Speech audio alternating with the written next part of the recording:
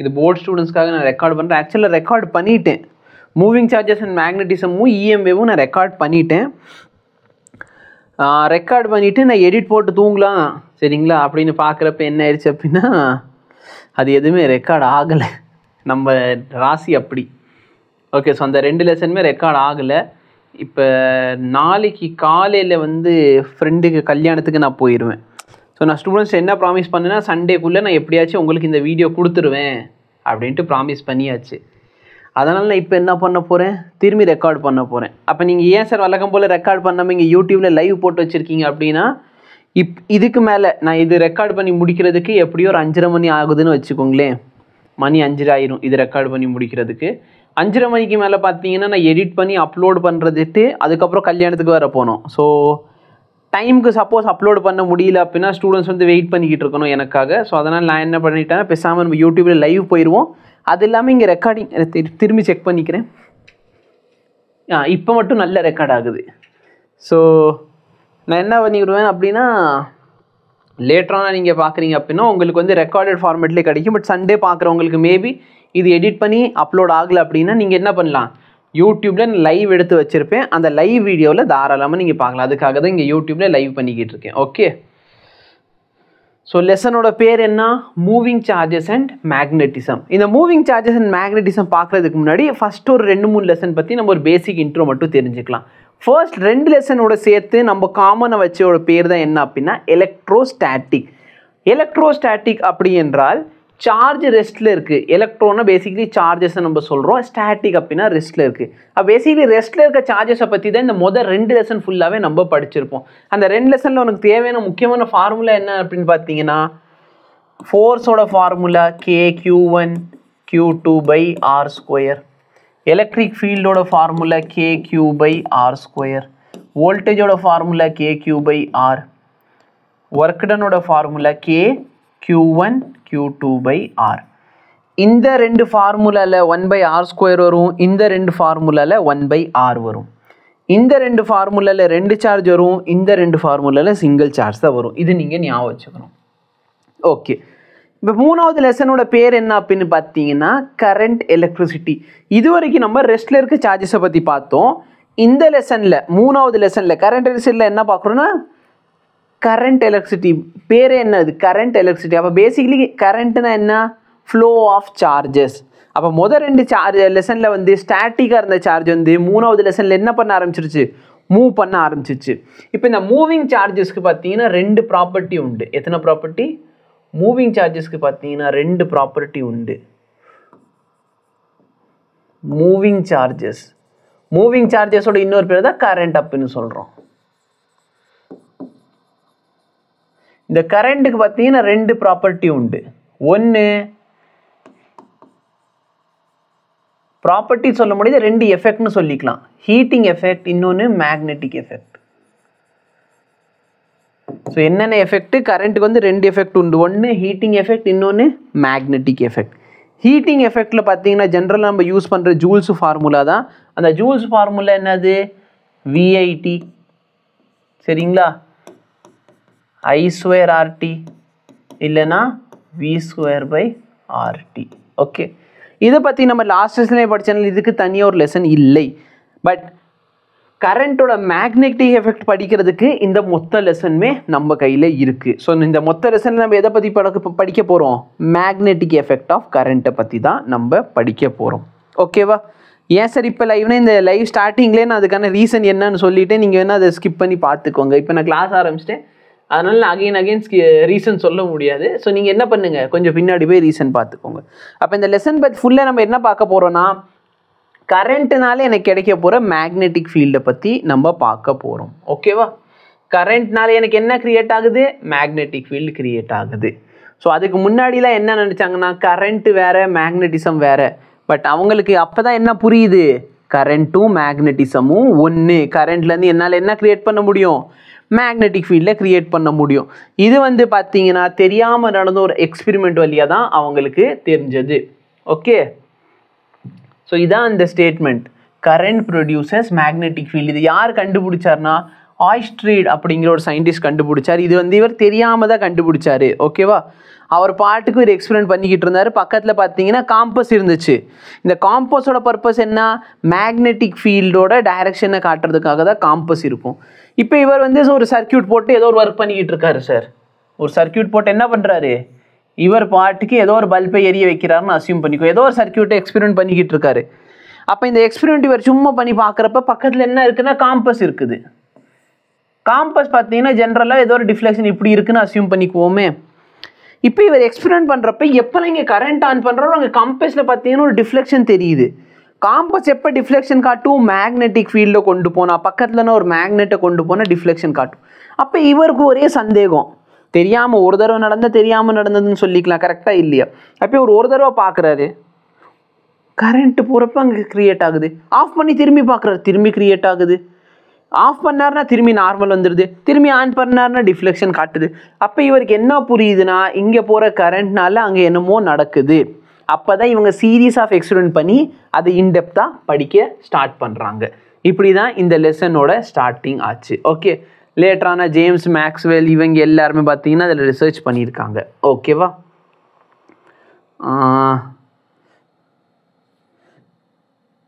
ஆக்சுவலாக இந்த இடத்துல கலர் இன்வர்ஷன் நடந்திருக்குது. இருங்க நான் பார்த்துக்கிறேன் எது நார்த் எது சவுத்துன்னு. எஸ், ஃபைல ரீப்ளேஸ் மட்டும் தான் பண்ணிக்கிட்டே இருக்கோம். ஏன் சேவ் பண்ணுவோம், அடுத்து வீடியோ ரெக்கார்ட் ஆகலை. The magnetic field due to long carrying wire, the wire is perpendicular to the plane of, okay, a ring of the compass needle, current emerges out of the plane. Okay, so actually இதில் north south mention பண்ணியிருப்பாங்க, அதுக்காக தான் நான் கேட்டேன். ஆனால் இங்கே north south அப்படின்னு சொல்லி எதுவுமே மென்ஷன் பண்ணலை. நோ ப்ராப்ளம், நம்ம டார்க் வியூ மோடுக்கு வந்துடுவோம். சரி, பேசிக்லி நம்மளுக்கு ஓகேவா, நம்மளுக்கு தெரிய வேண்டிய விஷயம் என்னன்னா மேக்னெட்டிக் ஃபீல்டை பற்றி நம்ம தெரிஞ்சுக்கணும். மேக்னெட்டிக் ஃபீல்டு எதனால்? Due to current. கரண்ட்னால மேக்னெட்டிக் ஃபீல்டு எப்படி இருக்கும்? அப்போ இந்த மேக்னெட்டிக் ஃபீல்டு வந்து ஒரு ஸ்கேலார் குவான்டிட்டியா இல்லை வெக்டார் குவான்டிட்டியான்னு கேட்டால் மேக்னெட்டிக் ஃபீல்டு வந்து ஒரு வெக்டார் குவான்டிட்டி. வெக்டார் அப்படின்னு சொன்னால் அதுக்கு என்ன சார் ப்ராப்பர்ட்டி இருக்குது? ஒரு குவான்டிட்டி வெக்டார் குவான்டிட்டி அப்படின்னா அதுக்கு என்ன சார் இருக்கும் அப்படின்னு பார்த்தீங்கன்னா உங்களுக்கு மேக்னிடியூட் இருக்கும், அப்புறமேலே டைரக்ஷன் இருக்கும். இந்த டைரக்ஷன் நம்ம எதை வச்சு கொடுப்போம் அப்படின்னா தம்ப் ரூல் வச்சு கொடுப்போம். எதை வச்சு கொடுப்போம்? Thumb rule. ஸ்பெசிஃபிக்காக சொல்லணும்னா ரைட் ஹேண்ட் தம்ப் ரூல். ஓகேவா? ரைட் ஹேண்ட் தம்ப் ரூல் வச்சு நம்ம இந்த டைரக்ஷனை கொடுப்போம். இது ரொம்ப சிம்பிளாக சொல்லணும்னா ஓகேவா, இது நம்ம ரொம்ப சிம்பிளாக சொல்லணும்னா டைரக்ஷன் எப்படி இருக்க போகுது? சப்போஸ் நான் டாட் வைக்கிறேன், என்ன வைக்கிறேன்? நான் ஒரு டாட் வைக்கிறேன். டாட் அப்படின்னா வெளியே வருதுன்னு அர்த்தம். என்ன அர்த்தம்? வெளியே வருது. டாட் வந்து ரெப்ரசன்ட்ஸ் அவுட்வர்ட் டைரக்ஷன். அதாவது இது ஏன் எடுத்துக்கிட்டாங்க அப்படின்னா ஒரு அம்பு எடுத்துக்குவோமே, ஒரு அம்பு ஒரு பேப்பரை கிழிச்சிட்டு வெளியே வருதுன்னா உங்களுக்கு ஃபஸ்ட் என்ன சார் தெரியும்? அந்த அம்போட அந்த நுனி தெரியும். அந்த நுனி பார்த்தீங்கன்னா டாட் மாதிரி தெரியும். இதே நம்ம ஒரு அம்பை உள்ளே விடுறோம், அப்போ பேப்பர் தாண்டி உள்ளே போகிறப்ப அம்போட எனக்கு என்ன தெரியும்? அந்த பின்னாடி எக்ஸ் தெரியும். அப்போ இது பார்த்தீங்கன்னா இன்வேர்டு, உள்ளே போகுது. ஓகேவா? இது பார்த்தீங்கன்னா அவுட்வேர்டு. அப்போ லெட் மீ சே கரண்ட் வெளியே வருது. கரண்ட் எப்படி வருது? வெளியே வருது. அப்போ மேக்னெட்டிக் ஃபீல்டு எப்படி இருக்குன்னா மேக்னெட்டிக் ஃபீல்டு இந்த டைரக்ஷனில் இருக்குது. அதே கரண்ட் உள்ளே போகுதுன்னா மேக்னெட்டிக் ஃபீல்டோட டைரக்ஷன் இந்த டைரக்ஷனில் இருக்குது. நான் ரொம்ப சிம்பிளாக சொல்கிறத ஞாபகம் வச்சுக்கோ, சரியா?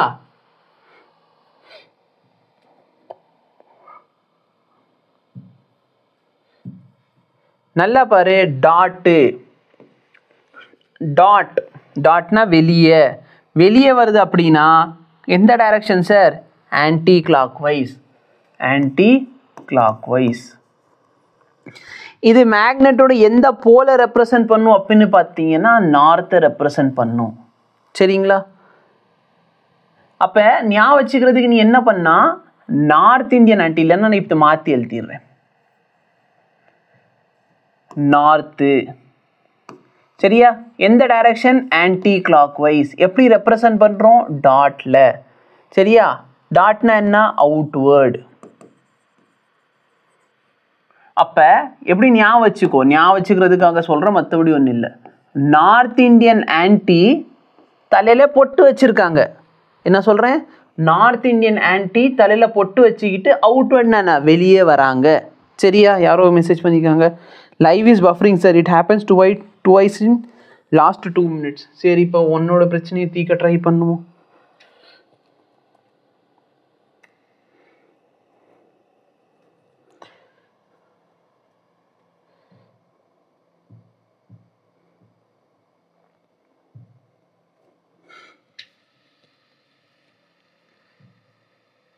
இது வந்து அப்டேட் ஆகிக்கிட்டு இருக்கு, அதுதான் பிரச்சனையே.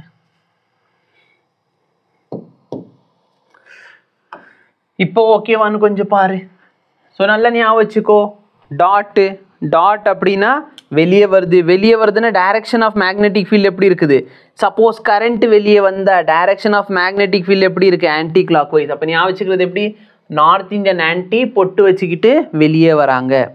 இப்போ இதே உள்ளே பாரு, கிராஸ் வந்து கிளாக் வைஸ் டைரக்ஷனில் இருக்கும். புரியுதா இல்லையா? டைரக்ஷன் ஆஃப் ரொட்டேஷன் எப்படி இருக்குது? Clockwise. அப்போது கிராஸ் இன்வர்ட். இது எப்படி ஞாபகம் வச்சுக்கிறது? ஒன்று மேலே இருக்கிறது ஞாபகம் வச்சுக்கிட்டா போதுமானது. என்னது? நார்த் இந்தியன் ஆன்டி பொட்டு வச்சு வெளியே வராங்க. இல்லைன்னா என்ன ஞாபகம் வச்சுக்கோ, சவுத் இந்தியன் சர்ச்சில் கிராஸ் இருக்கும். கிராஸ் எங்கே இருக்கும்? உள்ளுக்குள்ளே இருக்கும். ஸோ சவுத் இந்தியன் சர்ச்சில் கிராஸ் உள்ளுக்குள்ளே. இதை வச்சு நீங்கள் ஞாபகம் வச்சுக்கலாம். ஓகேவா? அப்போ நல்லா பாரு, தம்ப் ரூல் என்ன சார்? தம்ப் ரூல் சொல்லுதுன்னா இதான் sir thumb rule. Suppose current இப்படி நேராக போகுதுன்னா உங்கள் மேக்னெட்டிக் ஃபீல்டு எப்படி இருக்கும்? இதை சுற்றி இருக்கும். அப்போ சப்போஸ் கரண்ட் வெளியே வருது, அப்போ டைரக்ஷன் ஆஃப் மேக்னெட்டிக் ஃபீல்டு என்ன? இந்த டைரக்ஷனில் இருக்கும், ஆன்டி கிளாக் வைஸ். கரண்ட் உள்ளே போகுது, டைரக்ஷன் எப்படி இருக்கும்? கிளாக் வைஸில் இருக்கும். ஓகேவா? கரண்ட் இப்படி போகுது, அப்போ டைரக்ஷன் ஆஃப் மேக்னெட்டிக் ஃபீல்டு இப்படி இருக்கும். கரண்ட் இப்படி போகுது, டைரக்ஷன் ஆஃப் மேக்னெட்டிக் ஃபீல்டு இப்படி இருக்கும். சப்போஸ் கரண்ட் சுற்றுது, சரியா? கரண்ட் எப்படி இருக்குது? கரண்ட் சுற்றுதுன்னா மேக்னெட்டிக் ஃபீல்டு இப்படி இருக்கும். எது நேராக இருக்கோ, சரிங்களா, அதை வச்சுக்கோ. கரண்ட்டை ஃபஸ்ட்டு பார்க்கு இருக்கிறதுல சிம்பிளஸ்ட் மெத்தட் என்ன? கரண்ட்டை வச்சுக்கிட்டு மேக்னெட்டிக் ஃபீல்டு பார்க்குறது. அப்போ கரண்ட் நேராக இருந்தால் கரண்ட்டை தம்பில் வச்சுக்கோ, மேக்னெட்டிக் ஃபீல்டை சுற்றி கொண்டு வா. சப்போஸ் கரண்ட்டே சுற்றுதுன்னா இந்த சுற்றுறது கரண்ட்டாக வச்சுக்கோ. அப்போ இந்த தம்ப் எதை ரெப்ரசென்ட் பண்ணுது? மேக்னெட்டிக் ஃபீல்டை ரெப்ரசென்ட் பண்ணுது. அப்போ நல்லா பார்த்தோன்னா மேக்னெட்டிக் ஃபீல்டை பற்றி நம்ம படிக்க போகிறோம். மேக்னெட்டிக் ஃபீல்டு ஒரு வெக்டார் குவான்டிட்டி. வெக்டார் அப்படின்னா அதில் என்னென்ன இருக்கணும்? வெக்டாரில் பார்த்தீங்கன்னா மேக்னிடியூட் இருக்கணும், டைரக்ஷன் இருக்கணும். டைரக்ஷன் பார்க்குறதுக்கு தம்ப் ரூல் நான் சொல்லி கொடுத்துட்டேன், சரிங்களா? ஸோ இந்த இடத்துல இது வேணால் நம்ம நோட் பண்ணிக்கோ. டாட் அப்படின்னா அது என்ன அர்த்தம்? Emerging out of the plane. இதே கிராஸ் அப்படின்னா இன்சைட் த பிளேன், சரிங்களா?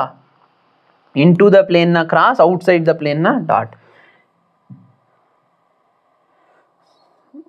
Source and field. சரி, நான் உனக்கு எல்லா டாப்பிக்குமே நடத்தி கொடுத்துருவேன், நீ வரி பண்ண வேண்டாம்.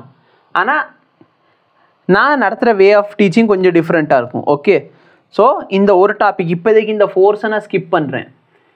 ஓகே, நான் டீச் பண்ணிடுவேன், கவலைப்படாத.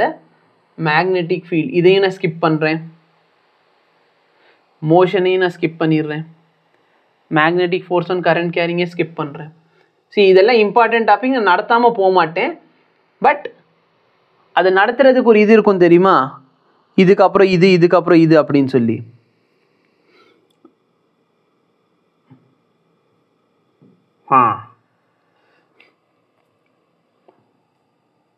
நல்லா பாரு, மேக்னெட்டிக் ஃபீல்டு என்ன குவான்டிட்டி? மேக்னெட்டிக் ஃபீல்டு ஒரு வெக்டார் குவான்டிட்டி. அப்போ மேக்னெட்டிக் ஃபீல்டு ஒரு வெக்டார் குவான்டிட்டினா அதில் என்னென்ன இருக்கணும்? Magnitude, direction. இந்த டைரக்ஷன் பார்க்குறதுக்கு நான் என்ன சொல்லி கொடுத்துட்டேன் வந்துட்டு? இந்த டைரக்ஷனுக்காக நான் வந்துட்டு ஒரு சிம்பிளான மெத்தட் சொல்லிட்டு இந்த டைரக்ஷன் கண்டுபிடிக்கணும். அப்படி என்றால் நீ ஒன்றும் பண்ண வேண்டாம், ரைட் ஹேண்ட் தம்ப் ரூல், சரிங்களா? Right hand thumb rule use பண்ணிக்கோங்க, ஆன்சர் வந்துடும். அப்போ இதோட மேக்னிடியூட் கண்டுபிடிக்கிறது எப்படி அப்படின்னா அதுக்கு நம்ம யூஸ் பண்ணுற ஒரு ரூலோட பேர் தான் பயோட்-சாவர்ட் லா. எங்கே கொடுத்து வச்சுருக்கான்? இங்கே இருக்குது, பயோட்-சாவர்ட் லா. இந்த பயோட்-சாவர்ட் லா ரொம்ப கஷ்டம்லாம் கிடையாது, ரொம்ப சிம்பிள். நான் சொல்கிற மாதிரி ஞாபகம் வச்சுக்கோங்க, ஓகேவா? நல்லா பாரு, ஒரு வயர் வழியாக கரண்ட் போகுதுன்னா எனக்கு என்ன கிடைக்கும்? ஒரு வயர் வழியாக கரண்ட் போச்சு அப்படின்னா எனக்கு அந்த இடத்துல ஒரு மேக்னெட்டிக் ஃபீல்டு கிடைக்கும், ஓகேவா? அப்போ ஒரு கரண்ட் போகுது, அந்த கரண்ட்னால எனக்கு எவ்வளோ மேக்னெட்டிக் ஃபீல்டு கிடைக்கும்? ஃபார் எக்ஸாம்பிள், இது ஒரு ஒயர், இந்த ஒயர் வழி என்ன போகுது? இந்த ஒயர் வழியா கரண்ட் போகுது சார். இந்த ஒயருக்குள்ள கரண்ட் போகுது. இப்போ நான் என்ன சொல்கிறேன்னா, எனக்கு இந்த ஒயர்னால இந்த பாயிண்டில் மேக்னெட்டிக் ஃபீல்டு எவ்வளோ இருக்கும்? அப்போ ஃபர்ஸ்ட் ஆஃப் ஆல் நான் டைரக்ஷன் கண்டுபிடிக்கிறேன். டைரக்ஷன் கண்டுபிடிக்கிறது எப்படி? நல்லா பாரு, கரண்ட் இப்படி போகுதா? அப்போ இந்த பாயிண்டில் மேக்னெட்டிக் ஃபீல்டு எப்படி இருக்குது? கரண்ட் இப்படி போகுதுன்னா மேக்னெட்டிக் ஃபீல்டு இப்படி சுற்றும். அப்போ இந்த இடத்துல மேக்னெட்டிக் ஃபீல்டு என்ன ஆகுது? உள்ளே போகுது. அதனால தான் இந்த இடத்துல எக்ஸ் போட்டிருக்கோம். அப்போ நான் என்னன்னு பார்த்தேன்னா, இங்கே கரண்ட் போகுது. அப்போ இந்த கரண்ட்னால மேக்னெட்டிக் ஃபீல்டு கிடைக்கும். இங்கே போகிற கரண்ட்னால ஒரு மேக்னெட்டிக் ஃபீல்டு, இங்கே போகிற கரண்ட்னால இங்கே போகிற கரண்ட், எல்லாருமே அங்கே என்ன கிரியேட் பண்ணுறாங்க? மேக்னெட்டிக் ஃபீல்டை கிரியேட் பண்ணுறாங்க. அப்போ அந்த மேக்னெட்டிக் ஃபீல்டு எவ்வளோ அப்படின்னு தெரிஞ்சுக்கணுன்னா அதுக்கு தான் நம்ம பயோட் சாவரேட்லாம் யூஸ் பண்ணுறோம். இங்கனுக்குள்ளே நான் சின்னூண்டு ஒரு கரண்ட் எலிமெண்ட் எடுத்துக்கிறேன். அங்கே போகிற கரண்ட் ஐ, அதோட லென்த் எவ்வளோன்னா சம் டிஎல் லென்த்து. இங்கேருந்து இங்கே இருக்கிறது தான் சார் நம்ம பாயிண்ட். இந்த பாயிண்டில் தானே எனக்கு மேக்னெட்டிக் ஃபீல்டு எவ்வளோன்னு தெரியணும். டிஸ்டன்ஸ் எவ்வளோ? ஆர். சரிங்களா? இந்த கரண்ட் எலிமெண்ட்டுக்கும் இந்த பாயிண்ட்டை கனெக்ட் பண்ணுற பார்த்தி இந்த ரேடியல் வெக்டாருக்கு நடுவில் இருக்கிற ஆங்கிள் தான் என்னென்னா தீட்டா. இப்படி வச்சுக்கிட்டிங்கன்னா உங்கள் பயோட் சாவரேட்லாம் என்ன சொல்லுதுன்னா, உங்கள் magnetic field is directly proportional to current. எவ்வளோக்கு எவ்வளோ கரண்ட் அதிகமாகுதோ மேக்னெட்டிக் ஃபீல்டு அவ்வளோக்கு அவ்வளோ அதிகமாக ஆகும். உங்கள் magnetic field directly proportional to small length. அந்த டிஎல்னு ஒரு லென்த்து பார்த்தோம் இல்லையா, அந்த டிஎல்க்கு ஏற்ற மாதிரி உங்கள் மேக்னெட்டிக் ஃபீல்டு இருக்கும். உங்கள் magnetic field is directly proportional to sine theta. Magnetic field is inversely proportional to டிஸ்டன்ஸோட ஸ்கொயர். அப்போ இந்த டிபியை நான் எல்லாத்தையும் சேர்த்து எழுதுறேன் அப்படின்னு சொன்னால் DB is proportional to I DL. சரியா? I DL sine theta by R square. I DL sine theta by R square. இந்த ப்ரொபோர்ஷனாலிட்டி ரிமூவ் பண்ணுறதுக்கு நான் என்ன இன்சர்ட் பண்ணுவேன்? ஒரு கான்ஸ்டன்ட் இன்சர்ட் பண்ண போகிறேன். அந்த கான்ஸ்டன்ட்டோட வேல்யூ என்னன்னா dB is equal to mu naught by 4 by ideal sine theta by R square. சரி, எனக்கு வெக்டார் குவான்டிட்டி மாதிரி வேணும், ஸ்கேலார் குவான்டிட்டி வேண்டாம் அப்படின்னா நீங்கள் தாராளமாக வெக்டார் நோட்டேஷனுக்காக 2 மெத்தட் இருக்குது. வெக்டாரை இண்டிகேட் பண்ணுறதுக்கு 2 மெத்தட் இருக்குது. ஒன்று நீங்கள் சைன் தீட்டா பக்கத்தில் ஆர் கேப், இந்த கேப் எதை ரெப்ரசன்ட் பண்ணுது? டைரக்ஷனை ரெப்ரசன்ட் பண்ணுது. இல்லை சார் எனக்கு கேப் வேணாம், எனக்கு வெக்டார் தான் வேணும் அப்படிங்கிறப்போ நீங்கள் இதை இப்படியும் எழுதலாம். DB vector is equal to mu naught by 4 by ideal sine theta. R கேப்க்கு வரல நான் ஆர் வெக்டார்னு போடுறேன்னா கீழே எனக்கு ஆட்டோமேட்டிக்லி இது ஆர் கியூப் ஆயிடணும். கேப் இருந்துச்சுன்னா ஆர் ஸ்கொயர், வெக்டார்னு போட்டேன்னா R cube. Same thing is applicable even for Coulomb's law in vector form. இப்போ நல்லா பாரு, இந்த டிஎல் ஒரு வெக்டார், ஆர் ஒரு வெக்டார், இந்த இடத்துல சைன் தீட்டா இருக்குது. ஓகேவா? அப்போ நான் இதை சிம்பிளிஃபை பண்ணி எப்படி எழுதலாம்? Mu naught by 4 by I dl cross r, dl vector cross r vector by r cube. ஓகேவா? இந்த நியூ நாட் பை 4 பையோட வேல்யூ என்ன? இந்த நியூ நாட்டோட வேல்யூ கேட்டாங்கன்னா 4 பை இன்டூ 10 பவர் -7. இல்லை நியூ நாட் பை 4 பையோட வேல்யூ கேட்டாங்கன்னா 10 பவர் -7. இந்த பி பார்த்தீங்கன்னா மேக்னெட்டிக் ஃபீல்டு. இதோட யூனிட் என்ன அப்படின்னு பார்த்தீங்கன்னா டெஸ்லா. இதோட யூனிட் என்னது? டெஸ்லா. அப்போ நியூ நாட் பை 4 பை என்ன ஆயிரும்? நான் இந்த ஃபார்முலா யூஸ் பண்ணுறேன்னு சொன்னால் நியூ நாட் பை 4 பையோட டைமென்ஷன், இதில் ஒரு லென்த் இதோட லென்த் கேன்சல் ஆயிடுச்சு. அப்போ எனக்கு unit tesla metre per ampere. கரெக்டாக தானே சால்வ் பண்ணியிருக்கேன்? Yes. So tesla metre per ampere இதான் நியூ நாட் பை 4 பையோட யூனிட். ஓகேவா?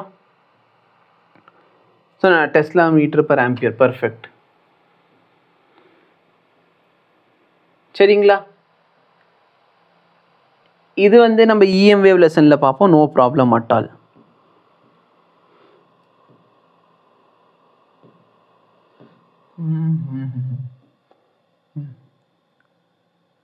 magnetic field on the axis of a circular current carrying loop.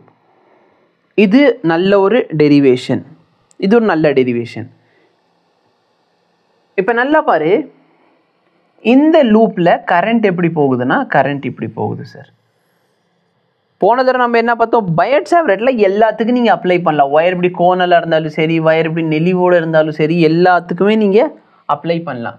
But ஆக்சுவலாக நான் ஃபஸ்ட்டு இப்போ என் லெக்சரில் நான் பொதுவாக என்ன டீச் பண்ணுவேன்னா, ஃபஸ்ட்டு கோனலாக இருக்க வயருக்கு டீச் பண்ணுவேன், அதுக்கப்புறம் ஸ்ட்ரெயிட் வயருக்கு டீச் பண்ணுவேன், அதுக்கப்புறம் தான் இங்கே போவேன். பட் இவங்க ஃபஸ்ட்டு இதை கொடுத்துருக்காங்க, நோ ப்ராப்ளம்.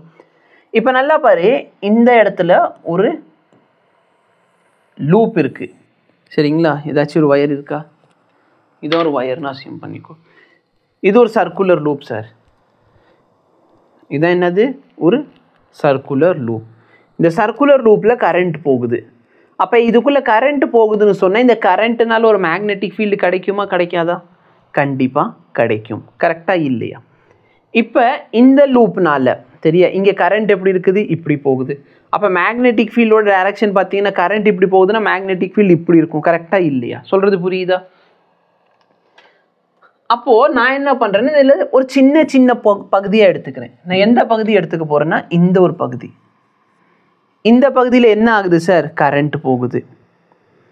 இங்கே கரண்ட் போகுதுன்னா மேக்னெட்டிக் ஃபீல்டு கிரியேட் ஆகுமா ஆகாதா? மேக்னெட்டிக் ஃபீல்டு கிரியேட் ஆக போகுது. எனக்கு இந்த பிங்கிற பாயிண்டில் மேக்னெட்டிக் ஃபீல்டு எவ்வளோன்னு தெரிஞ்சுக்கணும் சரிங்களா. அப்போ டைரக்ஷன் ஆஃப் மேக்னெட்டிக் ஃபீல்டு என்ன சார்? இந்த இடத்துல இருந்து பார்த்தீங்கன்னா இது இங்கே போட்டிருக்காங்க பாரு, இதுதான் டைரக்ஷன் ஆஃப் மேக்னெட்டிக் ஃபீல்டு. ஓகேவா? லைவ் எப்போ சார் முடியும்? சரி லைவ்னா ரொம்ப சிம்பிளான விஷயம்ண்ணே. அதனால பொதுவாக இப்போ நான் லைவ் வரதை நிப்பாட்டிட்டேன். ஓகே, இப்போதைக்கு மோஸ்ட் ப்ராபப்லி யாருமே பார்க்கக்கூட இல்லை, என் சிஸ்டமில் மட்டும்தான் அது ஓடிக்கிட்டு இருக்குது. வந்திருக்காது நம்ம படிக்கிறதுக்காக. கரெக்டாக இல்லையா? எப்போ சார் இந்த லெசன் முடியும்னு கேட்டால் ஓகே, இல்லை நம்ம எவ்வளோ கொஸ்டின் சால்வ் பண்ணுவோம் அந்த மாதிரி விஷயங்கள் கேட்டால் பரவாயில்ல. எப்போ முடியும் முடியும் முடியும்னு சொல்லி இப்போ எனக்கு டிமோட்டிவேட் ஆயிரும். ஓகே, ஸோ இப்போ நல்லா பாரு, இங்கே போகிற கரண்ட்னால எனக்கு மேக்னெட்டிக் ஃபீல்டு எப்படி இருக்குது? இந்த டைரக்ஷனில் இருக்குது. இது ஏதாச்சும் கொடுத்துருக்காங்களா? இந்த section will evaluate magnetic field in a circular coil. The evaluation entails summing up the effect of infinite small element dl in the previous section. We assume that current in the steady blah blah blah. இது தேவையில்லை. Consider the conductor dl. This is shown in figure. The magnitude of dB of magnetic field. Okay, no problem. எதுவுமே உங்க mention பண்ணல. அப்போ நல்லா பாரு, இதனால் direction of magnetic field எப்படி இருக்குன்னா இப்படி இருக்குது. இதை நான் கொஞ்சம் என்ன பண்ண போகிறேன் அப்படின்னு பார்த்தோன்னா சிம்பிளிஃபை பண்ண போகிறேன். இங்கே போகிற எலிமெண்ட்னாலே என்னோடய மேக்னெட்டிக் ஃபீல்டோட டைரக்ஷன் என்ன?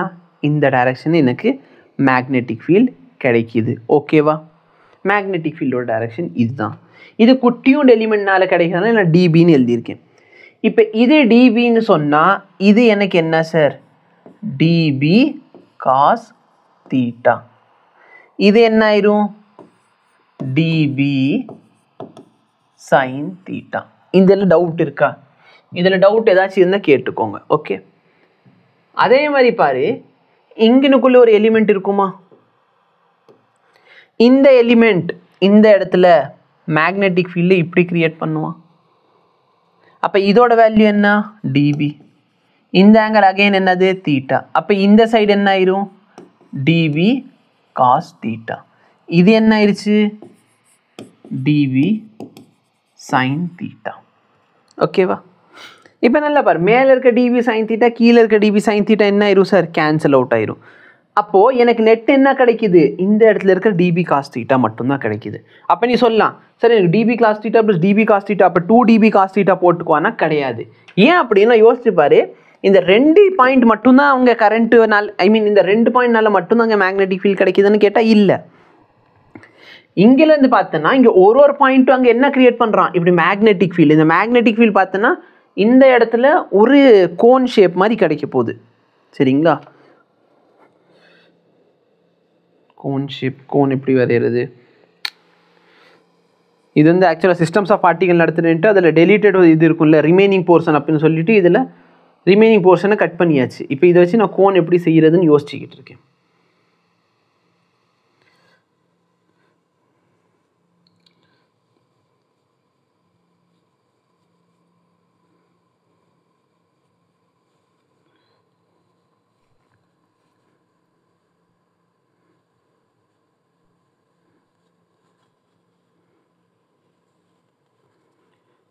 அப்போ நல்லா பார்த்தோன்னா இந்த எலிமெண்ட் தெரியுதா? இந்த மேலே இருக்க எலிமெண்ட் கீழே இருக்கல.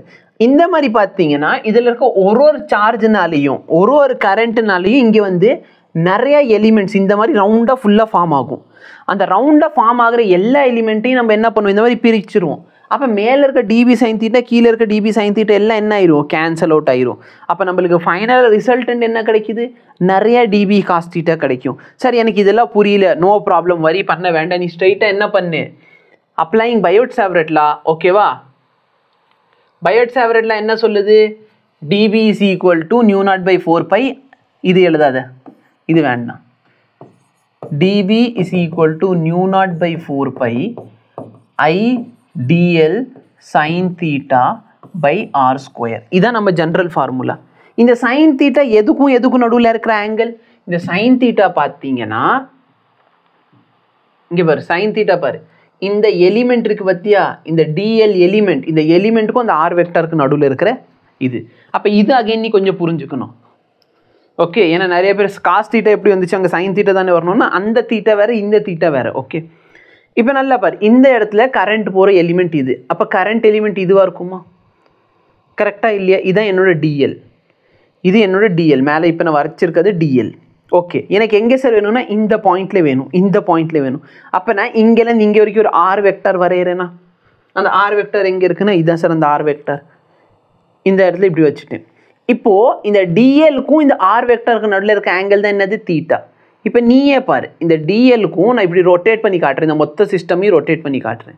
இந்த டிஎலுக்கும் இந்த ஆருக்கு நடுவில் இருக்க ஆங்கிள் எத்தனை டிகிரி சார், 90 டிகிரி. அப்போ இந்த இடத்துல இருக்கிற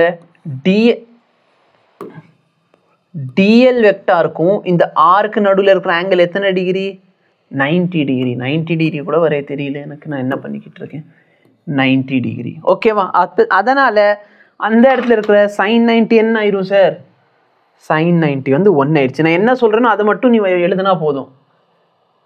அப்போ எனக்கு கிடைக்கிற ஆன்சர் என்ன, DB is equal to mu naught by 4π I DL by R square.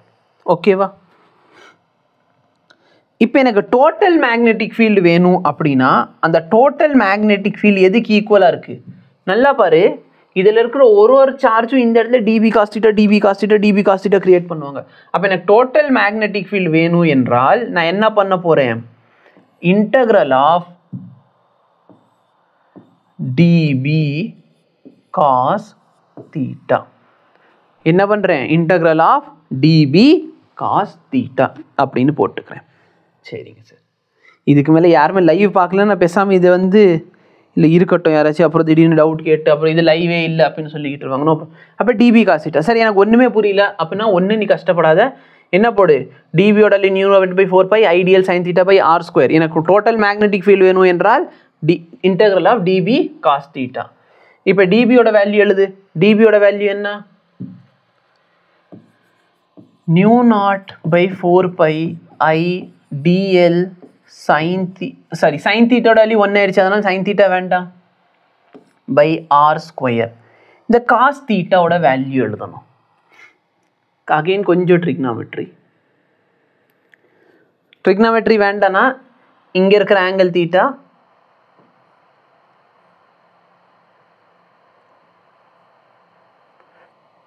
Wait பண்ணு, இங்கனுக்குள்ள இருக்கிற ஆங்கிள் தீட்டா வரும், இந்த ஆங்கிள் இந்த ஆங்கிள்.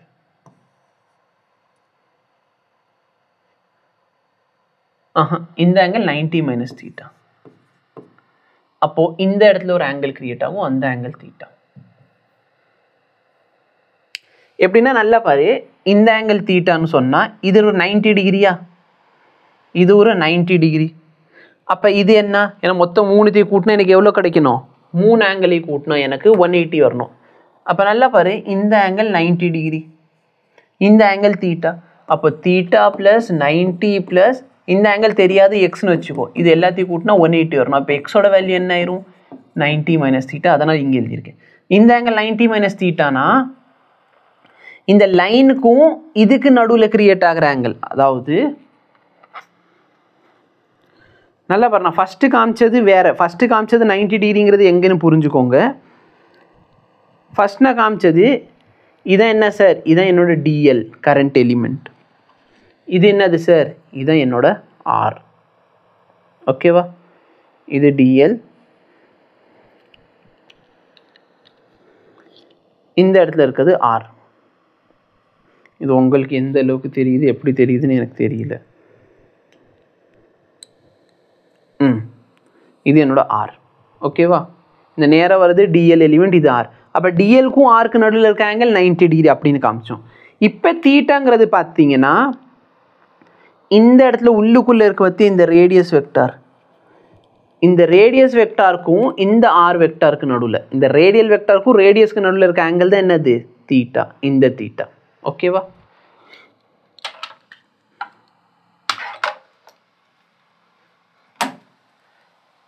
உனக்கு ஒரு சில இடத்துல கஷ்டமே வேண்டாம் அப்படின்னா நீ என்ன பண்ண, ஒரு சில விஷயங்களை மனப்பாடம் பண்ணி வச்சுக்கோ.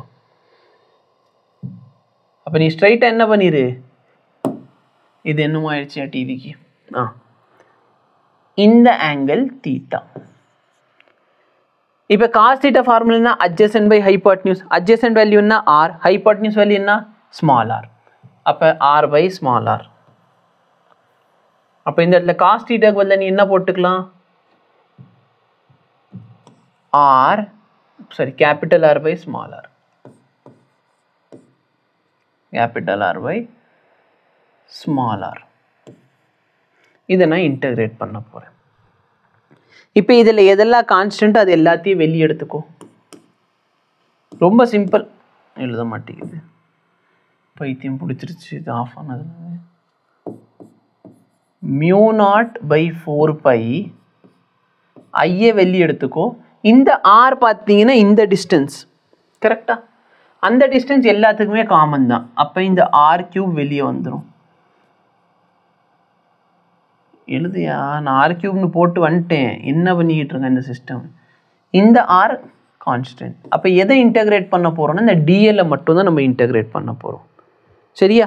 ஒரு சில விஷயங்கள் உனக்கு புரியலைன்னா மனப்பாடம் பண்ணி வச்சுக்கோ. இந்த டிஎல் பார்த்தனா இந்த ஒயரோட குட்டியும் லென்த்து. அப்போ இந்த குட்டி லென்த் எல்லா குட்டி லென்த்தையும் நான் இன்டகிரேட் பண்ணால் எனக்கு என்ன சார் கிடைக்கும், இந்த மொத்தம் சர்க்கிளோட லென்த் கிடைக்கும். இந்த சர்க்கிளோட மொத்த லென்த் என்னவா இருக்கும், அந்த சர்க்கிளோட மொத்த லென்த்து இன்டகிரல் ஆஃப் டிஆர் வந்து எதுக்கு ஈக்குவலாக இருக்கும் அப்படின்னா சர்க்கிளோட மொத்த லென்த்து 2π கேபிட்டல் ஆர். அப்போ என்னோட வேல்யூ என்ன கிடைக்கிது, mu naught by 4π I R into 2π R. இந்த ஆர் எப்படி எழுதுறது, அந்த ஸ்மால் ஆர் எப்படி எழுதுறதுனா இதான் சார் ஸ்மால் ஆர், இது கேபிட்டல் ஆர், இது எக்ஸ். அப்போ நல்லா R is equal to R square plus X square whole power 1/2ன்னு எழுதலாமா? இல்லைன்னா R square is equal to R square plus X square. அப்போ இது ஸ்கொயர் அங்கிட்டு போயிடுச்சுன்னா ஸ்கொயர் ரூட் ஆயிடுச்சு. அப்போ ஆர் கியூபை நான் எப்படி எழுதலாம், அந்த வேல்யூ கியூப் பண்ண போகிறேன். அப்போ r square plus X square whole power 3/2. இதில் டவுட் இருக்கா? ஸோ இதுதான் உன்னோட வேல்யூ. இதில் நீங்கள் ஒரே ஒரு மாடிஃபிகேஷன் என்ன அப்படின்னா, suppose n number of turns இருந்தால் பியோட value n number of turns இருந்துச்சுன்னா n இன்ட்டு நியூ நாட், இதில் 2π இது கேன்சல் பண்ணிட்டேன்னா mu naught by 2 I r square by R square plus X square whole power 3/2. If P is on center of coil, அந்த Pங்கிற point centre of காயிலில் வச்சுருக்கேன். அதாவது இந்த Pங்கிற point எங்கே இருக்குது, சென்டர் ஆஃப் காயில் இங்கே இருக்குது. அப்போ இந்த எக்ஸோட வேல்யூ என்ன ஆயிடுச்சு சார், சப்போஸ் அந்த பாயிண்ட் இங்கே இருக்குன்னா எக்ஸ் வேல்யூ என்ன ஆயிடுச்சு, Pங்கிற பாயிண்ட் இங்கே இருக்குன்னா எக்ஸோட வேல்யூ 0. எக்ஸோட வேல்யூ நான் இந்த இடத்துல 0ன்னு போட்டேன். பியோட வேல்யூ என்ன வருது, n into mu naught I by இங்கே ஆர் ஸ்கொயர் இருக்குது, கீழே ஆர் கியூப் இருக்கும். அப்போ சிம்பிளிஃபை பண்ணால் இதுதான் உன்னோட ஃபைனல் ஆன்சர். ஓகேவா? மேக்னெட்டிக் ஃபீல்டு எந்த டைரக்ஷனில் வருது சார், எல்லா ரிசல்டன்ட் மேக்னெட்டிக் ஃபீல்டும் இந்த டைரக்ஷனில் தான் உங்களுக்கு வர போகுது. ஸோ நீ என்ன பண்ணலாம், நல்லா பாரு, அவங்க பண்ண மாதிரி எக்ஸ் ஆக்சிஸில் இருக்க வேல்யூ வேணும்னா மியூ நாட் ஐடிஎல் பை 4π இந்த இடத்துல ஆர், இந்த இடத்துல காஸ் தீட்டா போட்டிருக்கோம். ஸோ காஸ் தீட்டோட வேல்யூ வந்து சப்ஸ்டியூட் பண்ணியிருக்காங்க. ஓகேவா? ஸோ டோட்டல் மேக்னெட்டிக் ஃபீல்டு வேணும்னா இந்த value. Suppose x is equal to 0ன்னு போட்டால் இந்த வேல்யூ, அது நான் சொல்லிட்டேன்ல, அங்கே எக்ஸ் இஸ் ஈக்குவல் டு 0ன்னு போட்டுருவா. ரெஃபரன்ஸ்க்கு தேவைப்பட்டுச்சுன்னா எக்ஸ் இஸ் ஈக்குவல் டு 0. இந்த டெரிவேஷன் கேட்கறதுக்கான வாய்ப்புகள் நிறையவே இருக்கும். ஓகே, அப்போ என்ன ஆகுதுன்னா, சப்போஸ் கரண்ட் இப்படி சுற்றுதுன்னா மேக்னெட்டிக் ஃபீல்டோட டைரக்ஷன் அப்போர்டு இருக்கும். கரண்ட் நேராக போச்சுன்னா மேக்னெட்டிக் ஃபீல்டு சுற்றி வரும். கரண்ட்டே சுற்றுதுன்னா மேக்னெட்டிக் ஃபீல்டு ஸ்ட்ரைட்டாக இருக்கும். இதெல்லாம் ஞாபகம் வச்சுக்கணும். சரி, இப்போ எனக்கு லைவில் பார்த்தீங்கன்னா ஒரே ஒரு இதுதான் போகுது. அப்போ நான் பேசாமல் என்ன பண்ணிடுறேன், என்னோட டேப்லேருந்து லைவை கட் பண்ணி விட்றேன். இப்போ இதுக்கு மேலே எனக்கு சேட் பாக்ஸில் யார் மெசேஜுமே வராது. ஓகே, நெக்ஸ்ட்டு பார்த்தீங்கன்னா ஆம்பியர் சர்க்யூட்டல் லா. இல்லை சிலபஸ்லேருந்து தூக்கிட்டாங்களா?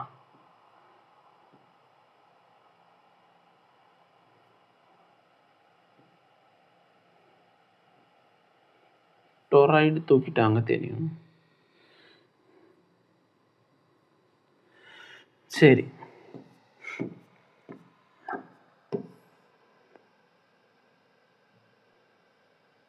நான் ஆக்சுவலாக இதுக்கு முன்னாடி பண்ணுறப்ப என்ன பண்ணேன்னா, டியூ டு ஸ்ட்ரெயிட் வயர் உட்காந்து டிரைவ் பண்ணேன். நான் புக்கில் இருக்கா இல்லையான்னு பார்க்கல, நான் இப்போ தான் பார்க்குறேன். சர்க்குலர் காயிலுக்கு அப்புறம் ஸ்ட்ரெயிட் வயர் டிரைவ் பண்ணலான்னு பார்த்தா அது இல்லவே இல்லை. நான் போன தடவை உட்காந்து என்ன பண்ணியிருக்கேன், அதை டிரைவ் பண்ணி வச்சுருக்கேன். இப்போ நல்லா பாரு, ஆம்பியர் சர்க்யூட்டல் லா எப்படி நம்ம வந்து காஸ் லா படித்தோமோ அதே மாதிரி இந்த ஆம்பியர் சர்க்யூட்டல் லா இந்த இடத்துல ரொம்பவே இம்பார்ட்டன்ட். இந்த ஆம்பியர் சர்க்யூட்டல் லா சொல்கிற அளவுக்குலாம் ஒன்றும் கஷ்டமான விஷயமே கிடையாது. இந்த ஆம்பியர் சர்க்யூட்டல் லா வச்சு நீங்கள் ரொம்ப ஈஸியாகவே மேக்னெட்டிக் ஃபீல்டோட வேல்யூவை கண்டுபிடிக்கலாம். ஓகேவா? ஃபார் எக்ஸாம்பிள், ஒரு ஸ்ட்ரெயிட் கரண்ட் கேரிங் ஒயர் இருக்குன்னு அசியூம் பண்ணிக்கோ. ஒரு ஸ்ட்ரெயிட் கரண்ட் கேரிங் ஒயர் இருக்குது. இந்த கரண்ட் கேரிங் ஒயரை சுற்றி மேக்னெட்டிக் ஃபீல்டு எப்படி சார் இருக்கும்? இந்த மாதிரி ரவுண்டாக வரும். கரெக்டாக இல்லையா? அப்போ இந்த ஸ்ட்ரெயிட் ஒயர்னால இந்த பாயிண்ட்ல எனக்கு மேக்னெட்டிக் ஃபீல்டு எவ்வளோன்னு தெரியணும். நம்மளுக்கு ஒரு மெத்தட் பார்த்தீங்கன்னா, ஒரு லாங் ஒயருக்கு ஒரு லாங் டெரிவேஷன் போட்டு நம்ம கண்டுபிடிக்கிறது. இல்லை அப்படின்னா நம்ம ஆம்பியர் சர்க்யூட்டல் லா அப்ளை பண்ணலாம். இந்த ஆம்பியர் சர்க்யூட்டல் லா என்ன சொல்லுதுன்னா, integral of B dot dl is equal to nu naught times I. இப்போ நல்லா பாரு, இது எவ்வளோ தூரத்தில் இருக்குன்னா, லெட் மீ புட் டிஸ்டன்ஸ். இது வந்து R டிஸ்டன்ஸில் இருக்குது. அப்போ நான் இதை சுற்றி என்ன பண்ணுறேன்னா, எப்படி நம்ம காஸில் அப்ளை பண்ணுறது, சுற்றி ஒரு காஷியன் சர்ஃபேஸ் வரைகிறோமோ, ஆம்பியர் சர்க்யூட்டல் லா அப்ளை பண்ணணும்னா இதை சுற்றி என்ன வரையணும், ஒரு ஆம்பீரியன் சர்க்யூட் வரையணும். ஆம்பீரியன் சர்க்யூட் வரைகிறோம், இல்லை ஆம்பீரியன் சர்ஃபேஸ் வரைகிறோன்னு கூட சொல்லிக்கலாம். ஓகேவா? சர்ஃபேஸ். அப்போ ஆம்பீரியன் சர்ஃபேஸ் நம்ம வரைஞ்சிருக்கோம். ஓகேவா? இப்போ பி வந்து மேக்னெட்டிக் ஃபீல்டு. இதோட சுற்றி லென்த் எவ்வளோ சார் வரும்? இதோட லென்த் எவ்வளோ இருக்கும்? R radius. அப்போ ஒரு சர்க்குலரில் சுற்றி வந்தீங்கன்னா length 2πr is equal to mu naught times I. அப்போ பியோட வேல்யூ என்ன ஆயிடுச்சு? Mu naught I by 2πr. So இதான் magnetic field due to a long current carrying wire. So suppose அந்த போன தடவை வீடியோ ரெக்கார்ட் ஆகிருந்துச்சுன்னா நான் எவ்வளோ பெரிய டெரிவேஷன் டிரைவ் பண்ணணும்னு உங்களுக்கு தெரிஞ்சிருக்கும். ஓகேவா? இப்போ இவ்வளோ தான் சார் ஆம்பியர் சர்க்யூட்டல் லா. அப்போ ஆம்பியர் சர்க்யூட்டல் லா என்னன்னு கேட்டாங்கன்னா நீங்கள் தாராளமாக இதோட டெஃபினேஷன் மட்டும் எழுதுங்க. சரிங்களா? ஸோ இதுதான் Ampere circuital. Integral of B dot di is equal to nu naught times I. So ampere law states that this integral, என்ன integral? B dot dl integral is equal to nu naught times the total current. நம்ம இதே மாதிரி Gaussian சர்ஃபேஸ்க்கு பார்த்துருப்போம். காஸில் என்ன சொல்லுது? Surface integral is equal to 1/epsilon naught times total charge inside is. இது என்னது? Mu naught times total current inside the surface. ஓகேவா? அப்போ இந்த சர்ஃபேஸில் எவ்வளோ கரண்ட் பாஸ் ஆகுது அதெல்லாம் வச்சு மல்டிப்ளை பண்ணிங்கன்னா உங்களுக்கு ஈஸியாக என்ன கிடச்சிரும்? ஆன்சர் கிடச்சிரும். ஸோ இதான் வந்து ஆம்பியர் சர்க்யூட்டல் லா. இது 2 மார்க் கொஸ்டின். ஆனால் இது ரொம்பவே இம்பார்ட்டண்ட். ஏன்னா நம்ம இதை வச்சு தான் என்ன பண்ணுவோம், இதை வச்சுக்கிட்டு தான் நம்ம வந்து நெக்ஸ்ட்டு வந்து சொலினாய்டெல்லாம் டிரைவ் பண்ணுவோம். ஸோ இங்கே பாரு எந்த derivation, b into 2πr is equal to mu naught I. அப்போ b is equal to mu naught I by 2πr. ஒரு தின் வயர் கேட்டாங்கன்னா அந்த ஃபார்முலா. சப்போஸ் அவங்க தின் வயர் கேட்காம ஒரு திக் வயர் கேட்குறாங்கன்னா இதுதான் சார் அதோட டெரிவேஷன் பார்ட். டெரிவேஷன் பார்ட் உங்களுக்கு தேவைப்படுமான்னு எனக்கு தோணலை. ஓகே, இல்லை சார் டிரைவ் பண்ணி காமிச்சிருங்க சார் அப்படின்னு டிரைவ் பண்ணுறேன். நல்லா பாரு, அவுட் சைடுக்கு வந்து டெரிவேஷன் சேம். சரியா? ஒரு தின் வயர் இருக்குது, இந்த இடத்துல ஆர் டிஸ்டன்ஸ் தவறி. அவுட் சைடு வேணும்னு சொன்னால் அவுட் சைடோட derivation same. b into 2πr is equal to mu naught. இதில் மொத்த போகிற கரண்ட் எவ்வளோ? சம் ஐ அளவுக்கு கரண்ட் உள்ளுக்குள்ளே போகுது. அப்போ b is equal to mu naught I by 2πr. ஓகேவா? அவுட் சைடுக்கு சேம் டெரிவேஷன். ஆனால் என்னன்னா இந்த இன்சைடில் எவ்வளோ போகுது, இன்சைடில் கரண்ட் எவ்வளோ போகுதுன்னா இன்சைடில் போகிற கரண்ட் மாறும். யோசிச்சு பாரு, நான் இவ்வளோண்டு ஏரியாவில் கரண்ட் அனுப்புகிறேன்னு வச்சுக்கோங்க, கொஞ்சோண்டு கரண்ட் போகும். பெருசாக ஏரியாவை பெருசாக்குறேன், அதாவது ரேடியஸை பெருசாக்க கரண்ட் என்ன ஆகும், அதிகமாக போகும். அப்போ இந்த இடத்துல பார்த்தீங்கன்னா கான்ஸ்டண்ட்டாக இருக்கிற ஒரு விஷயத்தை நம்ம ஈக்குவேட் பண்ணுறோம். இதில் எது கான்ஸ்டண்ட்டாக இருக்கும்னா கரண்ட் டென்சிட்டி கான்ஸ்டண்ட்டாக இருக்கும். அப்போ நல்லா பார்த்தோன்னா கரண்ட் ஃப்ளோயிங் த்ரூ இந்த இடத்துல நான் கேபிட்டல் ஆர்னு சொல்கிறது இந்த ஒயரோட மொத்த ரேடியஸை, இந்த ஸ்மால் ஆர் சொல்கிறது பார்த்தீங்கன்னா எந்த பாயிண்டில் வேணுமோ அதை சொல்கிறேன் ஸ்மால் ஆர். ஓகேவா? இவங்க புக்கில் ஏன்னு வச்சுருந்தாங்கன்னா நோ ப்ராப்ளம், நான் செக் பண்ணிக்கிறோம். So less than a greater than a. A என்னது, ரேடியஸ் ஆஃப் த ஒயர். அப்போ நீ ரேடியஸ் ஆஃப் த ஒயரை ஏன்னு வச்சுக்கிட்டாலும் சரி, இல்லை ஆர்னு கேபிட்டல் ஆர்னா ஆரை ப்ரிஃபர் பண்ணுறேன், நான் ஆர்னு வச்சுக்கிறேன். ஸோ லெஸ் தென் ஆர்னா என்ன, இன்சைடு. கிரேட்டர் தென் ஆர்னா என்ன, அவுட் சைடு. ஸோ அவுட் சைடுக்கு இந்த டெரிவேஷன். இன்சைடோட டெரிவேஷனில் மட்டும் கரண்ட் டென்சிட்டி சரிங்களா த்ரூ ஸ்மால் ஆர் இந்த குட்டியூண்ட் R is equal to current density through capital. current density formula என்ன, current flowing சரிங்களா டோட்டலாக ஃப்ளோ ஆகிற current by area is equal to இதில் போகிற total current by area. இதில் போகிற டோட்டல் கரண்ட் ஐன்னு எனக்கு தெரியும். ஆனால் இந்த குட்டியூண்டு சர்க்கிள் இருக்குல்ல, இந்த இடத்துக்குள்ளே போகிற கரண்ட் எவ்வளோ அதுதான் நம்ம கண்டுபிடிக்கிறோம். அப்போ கரண்ட் த்ரூ ஸ்மால் ஆர் பார்த்தீங்கன்னா இந்த பை கேன்சல் ஆயிடுச்சுன்னா total current times r square by R square. ஓகேவா? இப்போ என்னத்தை சார் பண்ணுறீங்க, எனக்கு ஒன்றுமே புரிய மாட்டேங்குது அப்படின்னா இந்த டெரிவேஷன் அப்படி இல்லை, ரொம்ப சிம்பிள். நான் சொல்கிறேன், எங்கே இடம் இருக்குது. போன தடவை நான் எடுத்தது ரொம்ப தின்னான ஒரு ஒயர். இந்த தின் ஒயர்னால இந்த பாயிண்டில் மேக்னெட்டிக் ஃபீல்டு எவ்வளோன்னு கேட்டாங்கன்னா நம்ம சிம்பிளாக எழுதிட்டோம், இந்த ஒயர்னால மேக்னெட்டிக் ஃபீல்டு எவ்வளோ. ஆனால் இப்போ நான் எடுத்திருக்க ஒயர் பார்த்தீங்கன்னா கொஞ்சம் திக்கான ஒயர். இந்த திக்கான ஒயர்னால இங்கே மேக்னெட்டிக் ஃபீல்டு எவ்வளோன்னு கேட்குறாங்க, இதுதான் சார் நம்ம கண்டுபிடிக்கிறோம். இப்போ யோசிச்சு பாரு, இந்த திக்கான ஒயரில் சப்போஸ் நான் இந்த சென்டரில் இருக்கேன், சென்டரில் இருக்குன்னா அந்த இடத்துல ஆல்மோஸ்ட் கரண்ட், இந்த இடத்துல சென்டரில் பார்க்குறப்ப கரண்ட் வந்து ஆல்மோஸ்ட் என்ன ஆயிரும், 0 ஆயிரும். இதே யோசிச்சு பாரு, நான் ரேடியஸ் அதிகப்படுத்துகிறேன் அப்படின்னா, ரேடியஸ் அதிகப்படுத்துறேன்னா இவ்வளோ தூரத்துலேருந்து பார்க்குறேன், அப்போ இங்கே கரண்ட்டோட அளவு அதிகமாகும். நான் இங்கே வரைக்கும் வரேன்னா கரண்ட்டோட அளவு என்ன ஆகுது, அதிகமாகுது. அப்போ ரேடியஸ் கூட இங்கே கரண்ட் என்ன ஆகும்னா கூடும். ஓகேவா? எப்போ வரைக்கும், நீங்கள் கேபிட்டல் ஆரை ரீச் பண்ணுற வரைக்கும். அப்போ உள்ளுக்குள்ளே இருக்கிறப்ப கரண்ட் என்ன. ஓகேவா?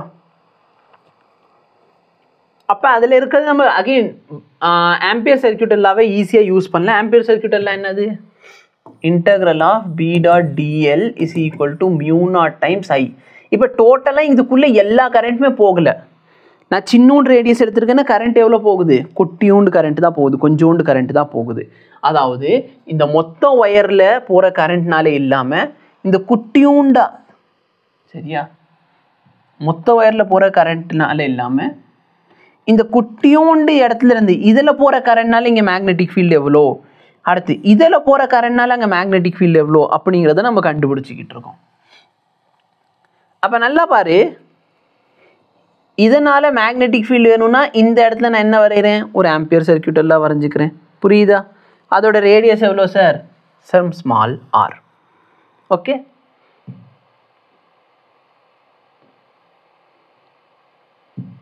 அப்போ B into 2 pi r is equal to mu naught times இதோட வேல்யூ என்ன, r square by r square. இப்போ இதையும் நான் கேன்சல் பண்ணிட்டேன்னா என்னோட B ஓட value mu naught I r divided by 2 pi r square. ஓகேவா? இதில் வந்து எதெல்லாம் கான்ஸ்டன்ட் அது எல்லாத்தையும் நான் ரவுண்ட் பண்ணிடுறேன். இதில் இருக்கிற இந்த வேல்யூ எல்லாமே கான்ஸ்டன்ட். அப்போ இன்சைடில் மேக்னெட்டிக் ஃபீல்டு பார்த்தீங்கன்னா டைரக்ட்லி ப்ரொபோர்ஷனல் டு ஆர். சரியா? மேக்னெட்டிக் ஃபீல்டு உள்ளுக்குள்ளே எப்படி இருக்குது, டைரக்ட்லி ப்ரொபோர்ஷனல் டு ஆர். அதனால தான் இந்த கிராஃப் எப்படி வருது, இப்படி வருது. ரீசன் என்ன சார், உள்ளுக்குள்ளே டைரக்ட்லி ப்ரொபோர்ஷனல் டு ஆர். எப்போ வரைக்கும், ஆரை ரீச் பண்ணுற வரைக்கும். அதுக்கப்புறம் என்ன ஆகுது, ஸோ பி இன்சைடோட ஃபார்முலா என்ன, mu naught I by 2 pi r square times r. B outside formula என்ன, nu naught I by 2 pi r. So outside பார்த்தோன்னா 1 by rனால கிராஃப் குறையுது, இன்சைட் வந்து டைரக்ட்லி ப்ரொபோஷனல் டு ஆர்னால கிராஃப் கூடுது. ஓகேவா? இப்போ பாரு சொலினாய்டு. சொலினாய்டுனா என்ன சார்? சொலினாய்டுனா ஒன்றுமே இல்லை,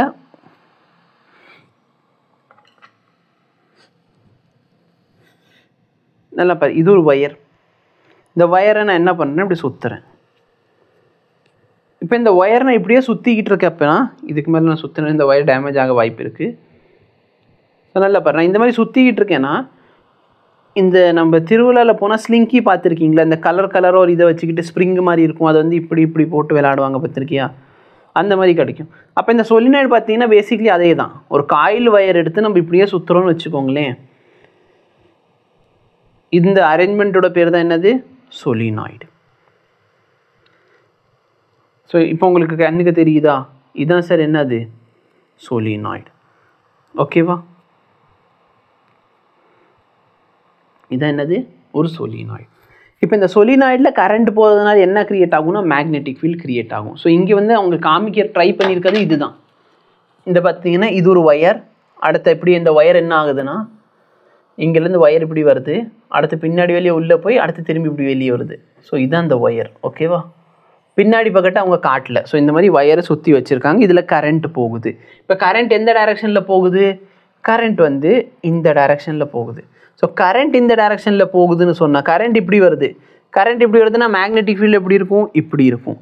அப்போ இந்த கரண்ட்னால இங்கே எவ்வளோ மேக்னெட்டிக் ஃபீல்டு கிரியேட் ஆகுது. ஸோ டைரெக்ஷன் காமிச்சிட்டேன், கரண்ட் இப்படி போச்சுன்னா மேக்னெட்டிக் ஃபீல்டு இப்படி இருக்கும், கரண்ட் இப்படி போச்சுன்னா மேக்னெட்டிக் ஃபீல்டு இப்படி இருக்கும். ஓகே, அப்போ இந்த போகிற கரண்ட்னால எனக்கு என்னத்துக்கு வேணும், எனக்கு தேவை வந்து மேக்னெட்டிக் ஃபீல்டு எவ்வளவு. அப்போ நல்லா பாரு, கரண்ட் வந்து இங்கேருந்து இப்படி வருது, சரிங்களா, இங்கேருந்து இப்படி வருது. அப்போ இந்த கரண்ட்னால மேக்னெட்டிக் ஃபீல்டு எப்படி இருக்கும், இந்த டைரெக்ஷனில் மேக்னெட்டிக் ஃபீல்டு இருக்குது. இப்போ இதோட மேக்னிடியூட் வேணும். இதோட மேக்னிடியூட் எனக்கு வேணும்னா நான் என்ன பண்ணுறேன், நல்லா பாரு, இந்த கரண்ட்டை சுற்றி ஒரு சர்ஃபேஸை வரைஞ்சிக்கிறேன். ஓகேவா? மேக்னெட்டிக் ஃபீல்டோட டைரெக்ஷன் என்ன, மேக்னெட்டிக் ஃபீல்டோட டைரெக்ஷன் இதுதான்.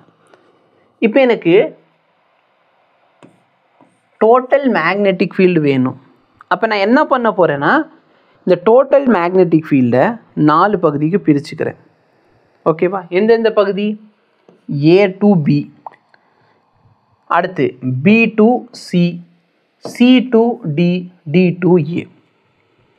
இப்போ ஏலேருந்து பி வரைக்கும் என் லென்த் எப்படி இருக்குது, இப்படி இருக்குது. அப்போ என் கரண்ட்டும் இப்படி தான் இருக்குது, என் மேக்னெட்டிக் ஃபீல்டும் இப்படி தான் இருக்குது. அப்போ இன்டகிரல் ஏலேருந்து பி வரைக்கும் B டாட் டிஎல், இதோட வேல்யூ என்ன sir, mu naught times I. கரெக்டாக? Any difficulty? இப்போ நல்லா பாருங்க, மேக்னெட்டிக் ஃபீல்டு இப்படி இருக்குது, லென்த்தும் இப்படி இருக்குது.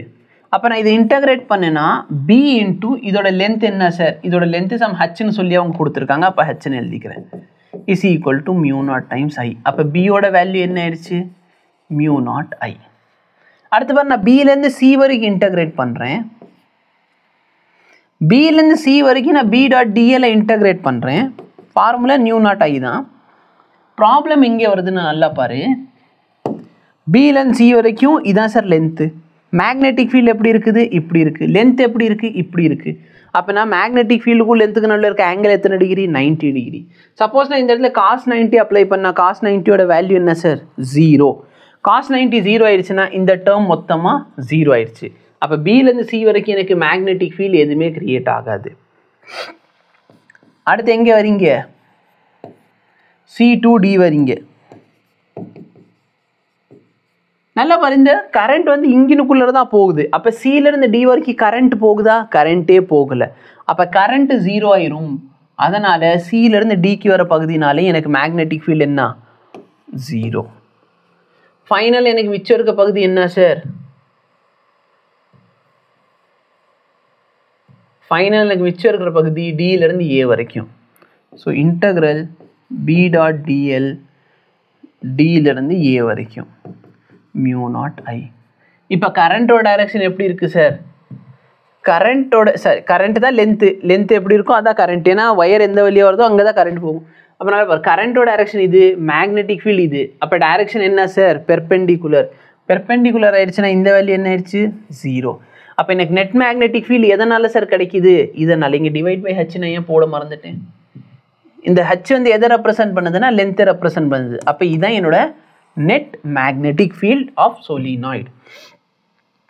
அவங்க ஹச் தான் என்னன்னு போட்டிருக்காங்க, இல்லை ஹச் தான் போட்டிருக்காங்க. ஓகேவா?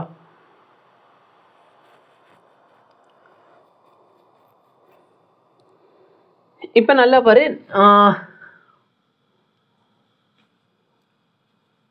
இங்கே எப்படி ஒரு ஹச் வந்துச்சு?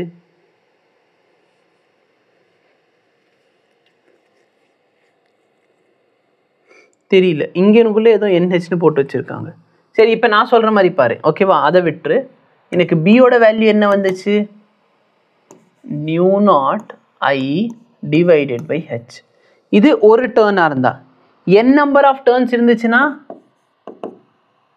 n into capital N. Number of turns இருந்துச்சுன்னா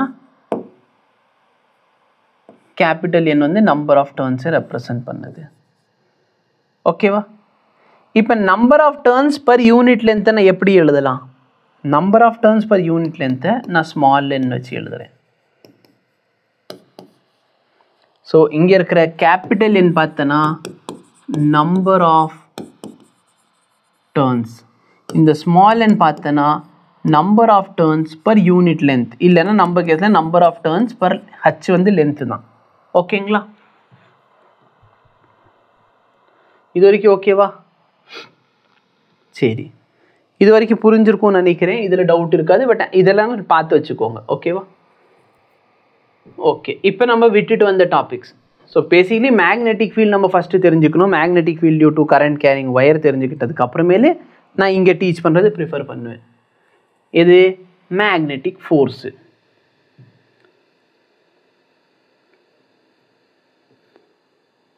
இங்கே மேலே இருக்க டாப்பிக்கில் ஒன்றும் இல்லை, நீ விட்டுட்டு வந்தாலும் ஒன்றும் ப்ராப்ளமே வராது. நெக்ஸ்ட்டு நான் சொல்ல போகிற விஷயம் கொஞ்சம் கவனிக்கணும்.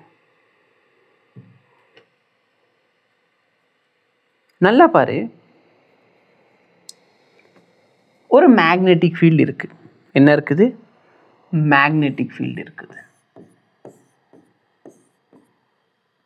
இந்த மேக்னெட்டிக் ஃபீல்டில் நான் ஒரு சார்ஜ் பார்ட்டிக்கலை வைக்கிறேன். மேக்னெட்டிக் ஃபீல்டில் நான் என்ன வச்சுருக்கேன்? ஒரு சார்ஜ் பார்ட்டிக்கல் வச்சுருக்கேன்.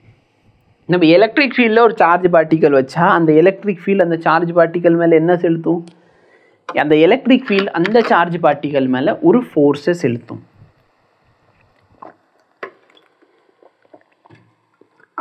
அதே மாதிரி நான் ஒரு சார்ஜ் பார்ட்டிக்கலை மேக்னெட்டிக் ஃபீல்டில் வச்சு அந்த மேக்னெட்டிக் ஃபீல்டு அந்த சார்ஜ் பார்ட்டிக்கலை என்ன பண்ண போகுது அதான் நம்ம பார்க்குறோம். அப்போ நம்ம ஃபஸ்ட்டு கேஸ் இந்த மாதிரி வச்சு பார்க்குறோம். சார்ஜ் ரெஸ்ட்டில் இருந்தால் எந்த விதமான ஃபோர்ஸும் ஆக்ட் ஆகலை. அப்போ மேக்னெட்டிக் ஃபோர்ஸ் ஆக்ட் ஆகணும்னா என்ன வேணும்? சார்ஜ் ரெஸ்ட்டில் இருக்கக்கூடாது. அப்போ எனக்கு என்ன தேவை? ஒரு வெலாசிட்டி வேணும். இப்போ நான் என்ன பண்ணுறேன்? இந்த சார்ஜ் பார்ட்டிக்கலுக்கு இந்த டைரக்ஷனில் ஒரு வெலாசிட்டி கொடுத்து பார்க்குறேன். ஆனால் இந்த பார்ட்டிக்கலுக்கு மேக்னெட்டிக் ஃபீல்டுக்கு பெர்பெண்டிகுலர் பேரலாக வெலாசிட்டி கொடுத்தாலும் எனக்கு என்ன ஆகலை? ஃபோர்ஸு கிடைக்கல. அப்போ ஃபோர்ஸு கிடைக்கணும்னா, மேக்னெட்டிக் ஃபோர்ஸ் கிடைக்கணும்னா உனக்கு என்ன கண்டிஷன் தெரிஞ்சு வச்சுக்கோ. மேக்னெட்டிக் ஃபோர்ஸ் உனக்கு கிடைக்கணும் அப்படின்னு சொன்னால் அந்த சார்ஜோட வேல்யூ ஜீரோவாக இருக்கக்கூடாது. கண்டிப்பாக ஒரு சார்ஜ் இருக்கணும். அப்போ சார்ஜுக்கு ஏதாச்சும் ஒரு வேல்யூ இருக்கணும். அந்த வேல்யூ என்னவாக இருக்கக்கூடாது? ஜீரோவாக இருக்கக்கூடாது. வெலாசிட்டி வேணும். அந்த சார்ஜ் ரெஸ்ட்டில் இருக்கக்கூடாது. வெலாசிட்டி ஈக்குவல் சார்ஜ் ரெஸ்ட்டில் இருக்குது, பட் அது ரெஸ்ட்டில் இருக்கக்கூடாது. அடுத்து என்ன வேணும்? மேக்னெட்டிக் ஃபீல்டு வேணும். அதுக்கப்புறமேல் பார்த்தீங்கன்னா மேக்னெட்டிக் ஃபீல்டும் இதுவும் பேரலாக இருக்கக்கூடாது. சரியா? நாட் பேரலல் அப்படின்னு நான் சொல்ல வரேன். ஸோ பேரலாக இருக்கக்கூடாது. அப்போ ஃபோர்ஸுக்கு சிம்பிளாக ஃபார்முலா என்ன சார் அப்படின்னா, மேக்னெட்டிக் ஃபோர்ஸோட formula Q into V vector cross B vector. இது எப்படி சார் ஒரு ஃபோர்ஸை செலுத்தும்னு சொல்கிறீங்க? நல்லா பாரு, ஒரு சார்ஜ் இருக்குது. அந்த சார்ஜ் மூவ் ஆகுது. மூவிங் சார்ஜ்னா என்ன சார்? மூவிங் சார்ஜ் அப்படின்னா கரண்ட்டை க்ரியேட் பண்ணுது. கரெக்டாக இல்லையா? மூவிங் சார்ஜ்னா என்னது சார்? அது ஒரு கரண்ட்டு. அப்போ கரண்ட்டுன்னு சொன்னால் அந்த கரண்ட் என்ன சார் க்ரியேட் பண்ணும்? கரண்ட் ஒரு மேக்னெட்டிக் ஃபீல்டை க்ரியேட் பண்ணும். அதான் பயோட் சாவரட் லால பார்த்தோம். அப்போ இந்த சார்ஜ் மூவ் ஆகுது, இந்த கரண்ட் என்ன கிரியேட் பண்ணுது, ஒரு மேக்னெட்டிக் ஃபீல்டை கிரியேட் பண்ணுது. நான் இந்த மூவிங் சார்ஜ் எதில் வச்சுருக்கேன், ஆல்ரெடி ஒரு மேக்னெட்டிக் ஃபீல்டு வச்சுருக்கேன். அதாவது ஒரு மேக்னெட் பக்கத்தில் ஒரு சார்ஜை மூவ் பண்ண விடுறேன். அப்போ இந்த மூவிங் சார்ஜ் என்ன கிரியேட் பண்ணும், ஒரு மேக்னெட்டிக் ஃபீல்டு கிரியேட் பண்ணும். அப்போ இந்த மேக்னெட்டிக் ஃபீல்டு நான் வச்சுருக்க மேக்னெட் பக்கத்தில் போனால் இந்த மேக்னெட்டிக் ஃபீல்டு அந்த மேக்னெட்டிக் ஃபீல்டு என்ன பண்ணலாம், அட்ராக்டோ ரிப்பலோ பண்ணலாம். அதாவது ஒரு ஃபோர்ஸ் எக்ஸர்ட் பண்ணலாம். அதான் நம்ம சொல்ல வரோம். அப்போது ஒரு சார்ஜும் இன்னொரு சார்ஜ் என்ன பண்ணுது, ஃபோர்ஸை எக்ஸர்ட் பண்ணுது ஒன்று மேலே ஒன்று. அப்போ பேசிக்லி இது என்ன சார், சார்ஜ் இன்ட்டு வெலாசிட்டி போட்டால் எனக்கு என்ன கிடைக்க போகுது, இது ஒரு மேக்னெட்டிக் ஃபீல்டு. கரெக்டாக இல்லையா, நான் சார்ஜ் இன்ட்டு வெலாசிட்டி போட வேணாம். பட் சார்ஜ் வி வெலாசிட்டியில் மூவ் ஆகுதுன்னா கரண்ட் என்ன கிரியேட் பண்ணும், ஒரு மேக்னெட்டிக் ஃபீல்டு. அப்போ அந்த மேக்னெட்டிக் ஃபீல்டும் இந்த மேக்னெட்டிக் ஃபீல்டு என்ன பண்ணுது, ரெண்டு பேரும் நடுவில் ஒரு ஃபோர்ஸ் ஆஃப் அட்ராக்ஷன் ரிப்பல்ஷன் கொடுக்க போகிறாங்க. அதனால தான் எனக்கு இந்த ஃபோர்ஸ் கிடைக்குது. இதுதான் என்னோட மேக்னெட்டிக் ஃபோர்ஸ். இந்த மேக்னெட்டிக் ஃபோர்ஸ் எழுதுறதுக்கு இன்னொரு மெத்தட் இருக்குது. சரியா, ஒன்று கிராஸ் ப்ராடக்ட்னா சைன் தீட்டா வரும். அதனால எல்லாருக்கும் தெரியும். அதனால் சப்போஸ் இந்த இடத்துல சைன் தீட்டா என்னென்னா ரெண்டு பேர் பேரலாக இருந்தால் சைன் தீட்டா எவ்வளோ, 0. ஏன்னா ரெண்டு வெக்டர் பேரலாக இருக்குன்னா ரெண்டு வெக்டருக்கு நல்ல இருக்க ஆங்கிள் 0 டிகிரி. அப்போ சைன் 0 நேரம் 0 ஆயிரும். அதனால தான் எனக்கு ஃபோர்ஸ் கிடைக்காது. அப்போ ஃபோர்ஸ் கிடைக்கணும்னா வெலாசிட்டியும் மேக்னெட்டிக் ஃபீல்டு என்னவா இருக்கக்கூடாது, பேரலாக இருக்கக்கூடாது.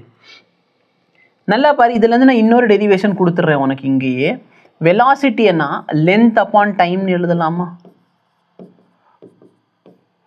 இப்போ பாரு, சார்ஜ் பை டைம் என்ன ஆயிரும் சார், கரண்ட். அப்போ ஃபோர்ஸோட இன்னொரு ஃபார்முலா இது.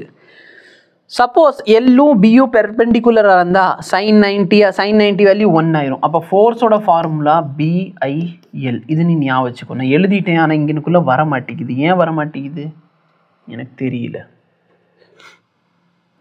என்னமோ இப்போதைக்கு இருக்குது.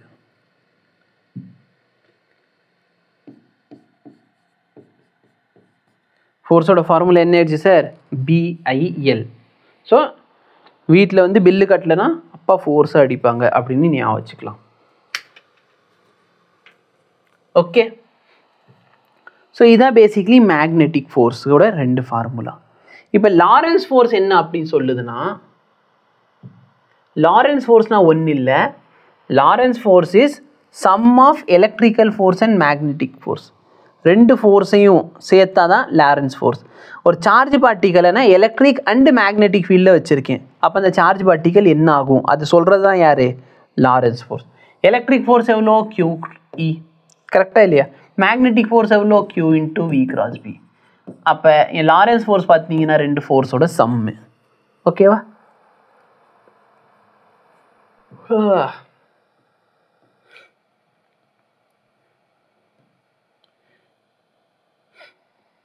இப்போ ரொம்ப முக்கியமான ஒரு விஷயத்துக்கு வருவோம். சப்போஸ் என் மேக்னெட்டிக் ஃபீல்டு இப்படி இருக்குது, என் வெலாசிட்டி வெக்டார் இப்படி இருக்குது. அப்போ இதில் ஃபோர்ஸ் எந்த டைரக்ஷனில் இருக்கும், ஒரு சார்ஜ் பார்ட்டிக்கல் நான் இந்த டைரக்ஷனில் போக விடுறேன், மேக்னெட்டிக் ஃபீல்டு இப்படி இருக்குது. அப்படின்னா velocity is perpendicular to the magnetic ஃபீல்டா. அப்போ என் ஃபோர்ஸ் ஃபார்முலா என்ன, Q × V × B. அப்போ எப்படி சார் கண்டுபிடிக்க போகிறீங்க, ஃபஸ்ட் வெக்டர் டைரக்ஷனில் கையை வை, செகண்ட் வெக்டர் டைரக்ஷனில் கையை திருப்பு. புரியுதா இல்லையா. ஃபஸ்ட் வெக்டர் டைரக்ஷனில் கையை வை, செகண்ட் வெக்டர் டைரக்ஷனில் கையை திருப்பினா ஃபோர்ஸ் இன்வர்ட் இருக்கும். ஃபோர்ஸ் எப்படி இருக்கும், இன்வர்ட் இருக்கும். பட் இந்த இன்வர்ட்லேயே பார்த்தேன்னா அது ஏதாச்சும் பண்ணுமான்னு காட்டுறேன். உனக்கு இது புரிகிறதுக்காக நான் என்ன பண்ணுறேன்னா பிஏ உள்ளே வச்சுக்கிறேன். ஃபஸ்ட் வெக்டர் இப்படி இருக்குது,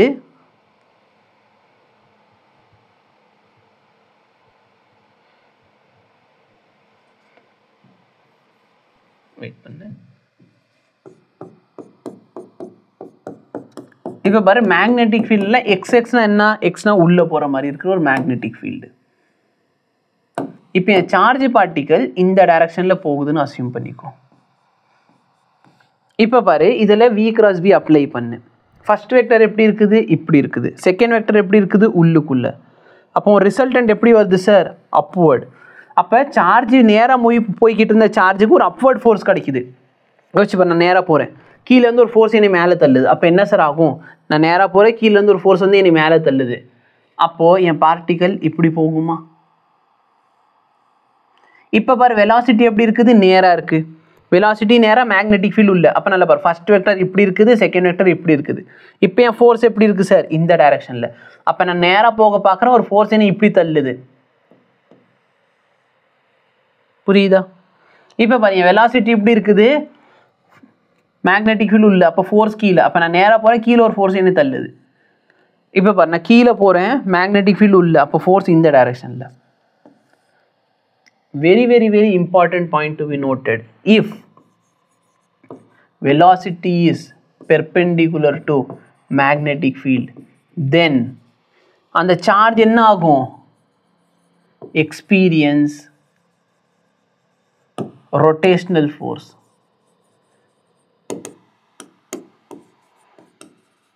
அந்த சார்ஜ் என்ன ஆகும்? சுத்த ஆரம்பிச்சிரும் சார். சரியா? சப்போஸ் என் மேக்னெட்டிக் ஃபீல்டும் வெலாசிட்டியும் வந்து பெர்பெண்டிகுலர் வந்து சார்ஜ் என்ன ஆகும்? டிஃப்ளெக்ட் ஆகும். எப்படி டிஃப்ளெக்ட் ஆகும்? சுற்றி. அப்போ இந்த மேக்னெட்டிக் ஃபீல்டு அந்த சார்ஜை பார்த்து என்ன சொல்லுது? சுற்றி சுற்றி வந்தீங்க. ஓகேவா? ஸோ அதுதான் இங்கேயும் அவங்க எக்ஸ்பிளைன் பண்ண ட்ரை பண்ணியிருக்காங்க. சப்போஸ் என் மேக்னெட்டிக் ஃபீல்டு இப்படி இருக்குது, வெலாசிட்டி இப்படி இருக்குன்னா இந்த பார்ட்டிக்கல் என்ன ஆகுது? இந்த பார்ட்டிக்கல் இந்த மாதிரி ஒரு ஃபோர்ஸ். சப்போஸ் யோசிச்சு பாரு, ஒரு பாசிட்டிவ் பார்ட்டிக்கல். ஸோ ஒரு விஷயம் பார்த்துக்கோ, சப்போஸ் நெகட்டிவாக இருந்தால் என்ன சார் பண்ணுறது? சார்ஜ் நெகட்டிவாக இருந்தால் என்ன பண்ணுறதுன்னு நீ ஒன்றும் பண்ணாத. வெலாசிட்டி எந்த டைரக்ஷனில் கொடுத்துருக்கானோ அதுக்கு ஆப்போசிட் டைரக்ஷனில் வெலாசிட்டி எடுத்துக்கோ. ஏன்? ஏன்னா இது ஒரு நெகட்டிவ் சார்ஜ். அப்போ எந்த டைரக்ஷனில் வெலாசிட்டி கொடுத்துருக்கானோ அதுக்கு ஆப்போசிட் டைரக்ஷனில் வெலாசிட்டி எடுத்துக்கோ. பாசிட்டிவில் வெலாசிட்டி எதில் கொடுத்துருக்கானோ அதே டைரக்ஷனில் எடு. அப்போ நல்லா பாரு, இது என் ஃபஸ்ட்டு வெக்டார், கரெக்டாக? இது என் ஃபஸ்ட்டு வெக்டார், இது என் செகண்ட் வெக்டார். ஸோ நல்ல வெலாசிட்டி மேலே இருக்குது, மேக்னெட்டிக் ஃபீல்டு இப்படி வெளியே வருது. அப்போ ஃபஸ்ட் வெக்டார், செகண்ட் வெக்டார், அப்போ ஃபோர்ஸ் இப்படி. அப்போ நேராக போகிற பார்ட்டிகளுக்கு இப்படி ஒரு ஃபோர்ஸ்னால தான் அந்த பார்ட்டிகல் என்ன ஆகுது? இந்த மாதிரி டிஃப்ளெக்ட் ஆகுது. அப்போ வெலாசிட்டி வந்து பெர்பெண்டிகுலராக இருந்துச்சு, இந்த சார்ஜ் பார்ட்டிகல் என்ன ஆகும்? சுத்த ஆரம்பிச்சிடும். ஓகேவா? ஸோ நான் ஆல்ரெடி கொடுத்த ஃபார்முலாவை அவங்க டிரைவ் பண்ணி வச்சுருக்காங்க. F is equal to I L cross B.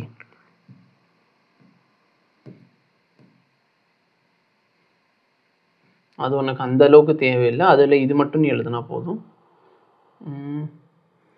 Motion in a magnetic field. Magnetic ஃபீல்டில் மோஷன் எப்படி இருக்கும்? ஸோ அதான் நான் இப்போ ஆல்ரெடி உனக்கு எக்ஸ்பிளைன் பண்ணிட்டேன். இது ஏன் வெலாசிட்டி வெக்டார்னு வச்சுக்கோ, இது ஏன் மேக்னெட்டிக் ஃபீல்டு. அப்போ ஃபஸ்ட்டு வெக்டார், செகண்ட் வெக்டார். அப்போ என்ன ஆகுது? ஃபோர்ஸ் உள்ளுக்குள்ளே. அப்போ நேராக போகிற பார்ட்டிகல் மேலே ஃபோர்ஸ் இந்த டைரக்ஷனில் ஆக்ட் ஆகுதுன்னா பார்ட்டிகல் என்ன பண்ணும்? இப்படியே திரும்புமா?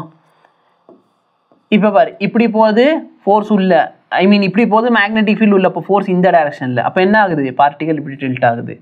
அப்போ இதே மாதிரி சுற்றி சுற்றி சுற்றி அந்த பார்ட்டிகல் வரும். அப்போ சப்போஸ், சரியா, the motion in a plane is perpendicular, therefore circular one. Helical வராது, வெயிட் பண்ணு. எங்கே மேலே கொடுத்துருக்கானா?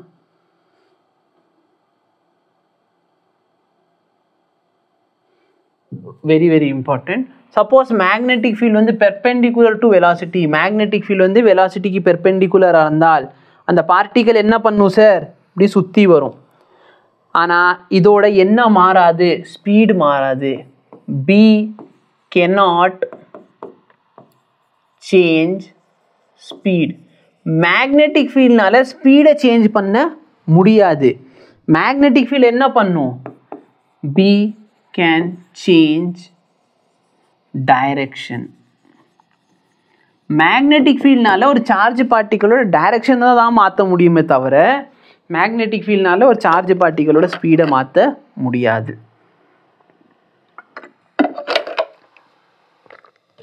ஓகேவா? அப்போ சப்போஸ் உன் ஸ்பீடே கான்ஸ்டண்ட்டாக இருக்குன்னா ஒர்க்கு நம்ம பண்ண தேவையில்லை. No change in the magnitude of the velocity. Magnitude of the வெலாசிட்டினா ஸ்பீட், ஸ்பீடில் எந்த சேஞ்சும் வராது. ஓகேவா? We shall consider motion of charge particle in uniform magnetic field. First consider the case of V is perpendicular to B. Suppose V வந்து perpendicular to B இருந்தால், okay, இந்த force எப்படி இருக்கும்? ரெண்டு பேருக்கு பெர்பெண்டிகுலராக இருக்கும். அண்ட் இது எப்படி ஆக்ட் ஆகும்? Centripetal force. நான் அந்த இடத்துல முன்னாடி கொடுத்துருந்தேன் பார்த்தியா? சப்போஸ் வியும் பியும் பெர்பெண்டிகுலராக இருந்தால் ரொட்டேஷனல் ஃபோர்ஸ்னு சொல்லியிருப்பேன். ரொட்டேஷனல் ஃபோர்ஸ்னால் அந்த இடத்துல எதை ரெப்ரசென்ட் பண்ணுது? ரொட்டேஷனல் ஃபோர்ஸ்னால் சென்ட்ரிபீட்டல் ஃபோர்ஸ். ஏன்னா சென்ட்ரிபீட்டல் ஃபோர்ஸ் என்ன பண்ணும்? ரொட்டேட் பண்ணும். இந்த இடத்துல சென்ட்ரிபீட்டல் ஃபோர்ஸ்.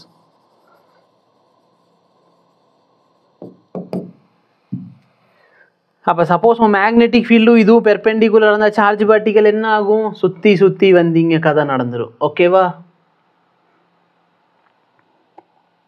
அப்போ நம்ம பார்ட்டிகல் வந்து ஒரு சர்க்குலர் மோஷனில் இருக்கும். ஓகேவா சார்? சப்போஸ் அவங்க பெர்பெண்டிகுலராக இல்லை, அப்போ என்ன சார் ஆகும்? யோசிச்சு பாரு, இது என் மேக்னெட்டிக் ஃபீல்டு. என் வெலாசிட்டி எப்படி இருக்குன்னா ஒன்று என்னவா இருக்கலாம், வெலாசிட்டி இப்படி இருக்கலாம். வெலாசிட்டியும் மேக்னெட்டிக் ஃபீல்டும் பேரலாக இருந்தால் ஃபோர்ஸ் என்ன சார், 0. அப்போ இந்த கேஸில் என் ஃபோர்ஸ் எவ்வளோ, 0. சப்போஸ் என் மேக்னெட்டிக் ஃபீல்டும் என்னோட வெலாசிட்டி பெர்பெண்டிகுலராக இருந்தால் அந்த பார்ட்டிகல் என்ன பண்ணும், இந்த டைரக்ஷனில் இப்படியே சுத்த போகுது. கரெக்டாக இல்லையே, அப்படி சுற்றி சுற்றி வரும். Okay sir. இப்போ நல்லா பாரு, நம்ம உலகத்தில் 2 ஆங்கிள் தான் இருக்கா, இல்லை சார், வேறு ஆங்கிளும் இருக்குது. என்ன பாசிபிலிட்டி இருக்குது, மேக்னெட்டிக் ஃபீல்டும் velocity it can be at any angle. ஏன்னா யோசிச்சு பார்த்தேன்னா 0 டிகிரி ஓகே, 90 டிகிரி ஓகே, வேறு ஏதாச்சும் ஒரு ஆங்கிளும் பாசிபிள் தானே இருக்கலாம். அப்போ நல்லா பார்த்தீங்கன்னா இந்த V இந்த ஆங்கிள் தீட்டா அப்படின்னா இது என்ன ஆயிடுச்சு சார், V cos தீட்டா. இந்த V cos தீட்டாவும் மேக்னெட்டிக் ஃபீல்டு எப்படி சார் இருக்குது, பேரலாக இருக்குது. அப்போ இந்த வெலாசிட்டினால இந்த மேக்னெட்டிக் ஃபீல்டு ஏதாச்சும் ஃபோர்ஸ் செலுத்துமான்னு கேட்டால் நோ. ஏன்னா இந்த வெலாசிட்டியும் இந்த மேக்னெட்டிக் ஃபீல்டு எப்படி இருக்குது, பேரலாக இருக்குது. அப்போ இந்த வெலாசிட்டினால இந்த மேக்னெட்டிக் ஃபீல்டு எது பண்ணாது. பட் இந்த பார்ட்டிகளுக்கு இங்கேயும் இன்னொரு வெலாசிட்டி இருக்கும், B sin தீட்டா. அப்போ யோசிச்சு பாரு, ஒரு பார்ட்டிகல் இப்படி போகுது, பேசிக்கலி வந்துட்டு 2 வெலாசிட்டி இருக்குது. ஒன்று இப்படி இருக்குது, V sin தீட்டான்னு சொல்லி B sin தீட்டான்னு எழுதிட்டேன்னா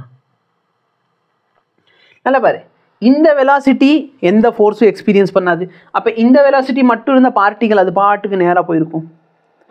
இந்த வெலாசிட்டி என்ன பண்ணுது, பார்ட்டிகளை இப்படியே சுத்த விட போகுது. கரெக்டாக இல்லையா, இந்த வெலாசிட்டி பார்ட்டிகளை சுத்த விட போகுது, இந்த வெலாசிட்டி பார்ட்டிகளை நேராக கொண்டு போகுது. அப்போ ஆஸ் அ ரிசல்ட் என்ன ஆகுதுன்னா நல்லா பாரு, 2 வெலாசிட்டியுமே இருக்குது. அதாவது ஏதோ ஒரு ஆங்கிளில் வெலாசிட்டி இருந்தால் ஒன்று என்ன 0 டிகிரி இருந்தால் நேராக போயிடும் சார், ஃபோர்ஸ் எதுவும் ஆக்ட் ஆகாது. 90 டிகிரியில் இருந்துச்சுன்னா இப்படியே சுற்றும் சார். மூணாவது கேஸ் என்ன சார், மூணாவது கேஸ் பார்த்தீங்கன்னா இந்த கேஸு, சரிங்களா. அப்போ இந்த கேஸில் என்ன ஆக போகுதுன்னா இந்த வெலாசிட்டி பார்ட்டிகளை நேராக தள்ளிட்டு போகிறான், இந்த வெலாசிட்டி பார்ட்டிகளை சுத்த விடுது. அப்போ யோசிச்சு பாரு, ஒரு வெலாசிட்டி இப்படி சுத்த விடுது, ஒரு வெலாசிட்டி இப்படி நேராக கொண்டு போகுது. அப்போ இவங்க 2 பேரும் சேர்ந்தாங்கன்னா என்ன ஆகும், இந்த பார்ட்டிகள் இப்படியே சுற்றிக்கிட்டே நேராக போகுது. அப்போ இங்கே நம்மளுக்கு கிடைக்கிறதா ஹெலிக்ஸ். அதாவது நம்மளுக்கு 2 வெலாசிட்டி இருக்குது. ஒரு velocity parallel to the magnetic field, இன்னொரு velocity perpendicular to the magnetic field. Perpendicular velocity என்ன பண்ணுது, இந்த சார்ஜ் பார்ட்டிகளை இப்படி ஒரே இடத்துல சுத்த ட்ரை பண்ணுது.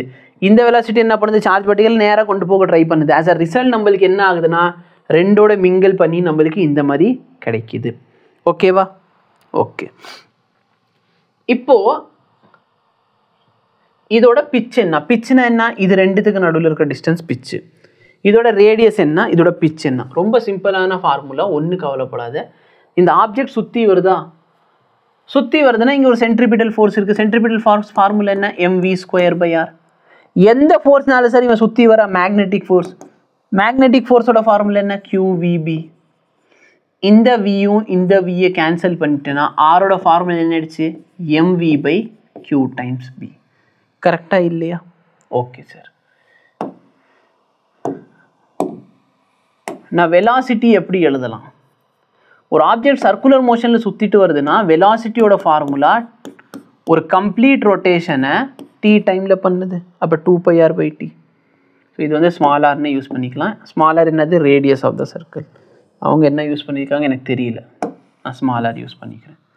அப்போ வெலாசிட்டிக்கு வந்து நான் 2πr/t சப்ஸ்டியூட் பண்ணால் எனக்கு ரேடியஸ் என்ன கிடைக்குதுன்னா நல்லா பாரு, m × 2πr/t3b. ஓகேவா, இந்த ஆர் கேன்சல் ஆயிடுச்சுன்னா என்னோட time period is equal to m × 2π/qb இல்லை 2πm/qb. ஸோ டைம் பீரியட் கொடுத்துருக்காங்களா, அவங்க டைம் பீரியட் கொடுக்கல, இன் டர்ம்ஸ் ஆஃப் ஒமேகல் எழுதி வச்சுருக்காங்க. Okay, no problem. ஸோ இதான் என் டைம் பீரியட். டைம் பீரியட் வச்சு நான் ஃப்ரீக்வன்சி எழுதுனா ஃப்ரீக்வன்சி என்ன பண்ணலாம், டைம் பீரியடோட ரெசிப்ரோக்கல் தான் ஃப்ரீக்வன்சி. அப்போ என் ஃப்ரீக்வன்சி என்ன ஆக போகுதுன்னா qb/2πm. இந்த 2π நான் எங்கிட்டு கொண்டு வந்தேன்னா 2π ஃப்ரீக்வன்சி தான் ஒமேகா. ஒமேகாவோட ஃபார்முலா என்ன, qb/m. ஓகேவா, ஸோ இதான் இங்கே ஸ்ட்ரைட்டாக அவங்க கொடுத்து வச்சுருக்காங்க.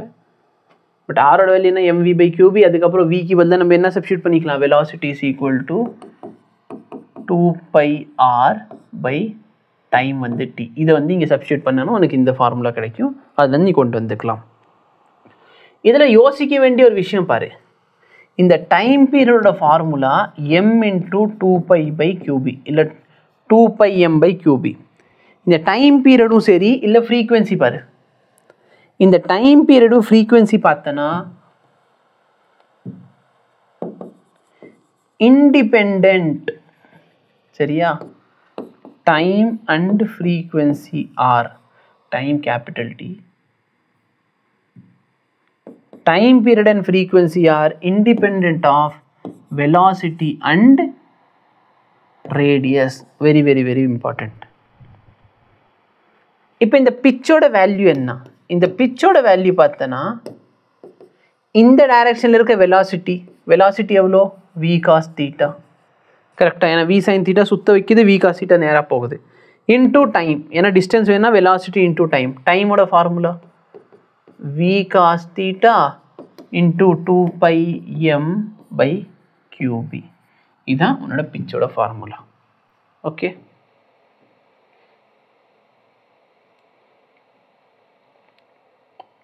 இது நான் உனக்கு டீச் பண்ணிட்டேன். ஸோ நான் தான் சொல்கிறேன், நான் கொஞ்சம் டிஃப்ரெண்ட்டாக டீச் பண்ணுவேன். புக்கோட ஆர்டர் நான் ஃபாலோ பண்ண மாட்டேன். என்னை பொறுத்தவரை ஸ்டூடெண்ட்ஸ்க்கு எது நடத்தினா ஃபஸ்ட்டு புரியுமோ அதை நான் ஃபஸ்ட் நடத்துவேன். அதே மாதிரி எனக்கு தோணும் இது ஃபஸ்ட் நடத்தினா ஸ்டூடெண்ட்ஸ்க்கு புரியும். மேபி நான் சொல்கிறது உண்மை இல்லாமல் இருக்கலாம். மேபி புக்கில் கொடுத்துருக்க ஆர்டர் ஃபாலோ பண்ணால் உங்களுக்கு பெட்டராக புரியுமோ என்னமோ.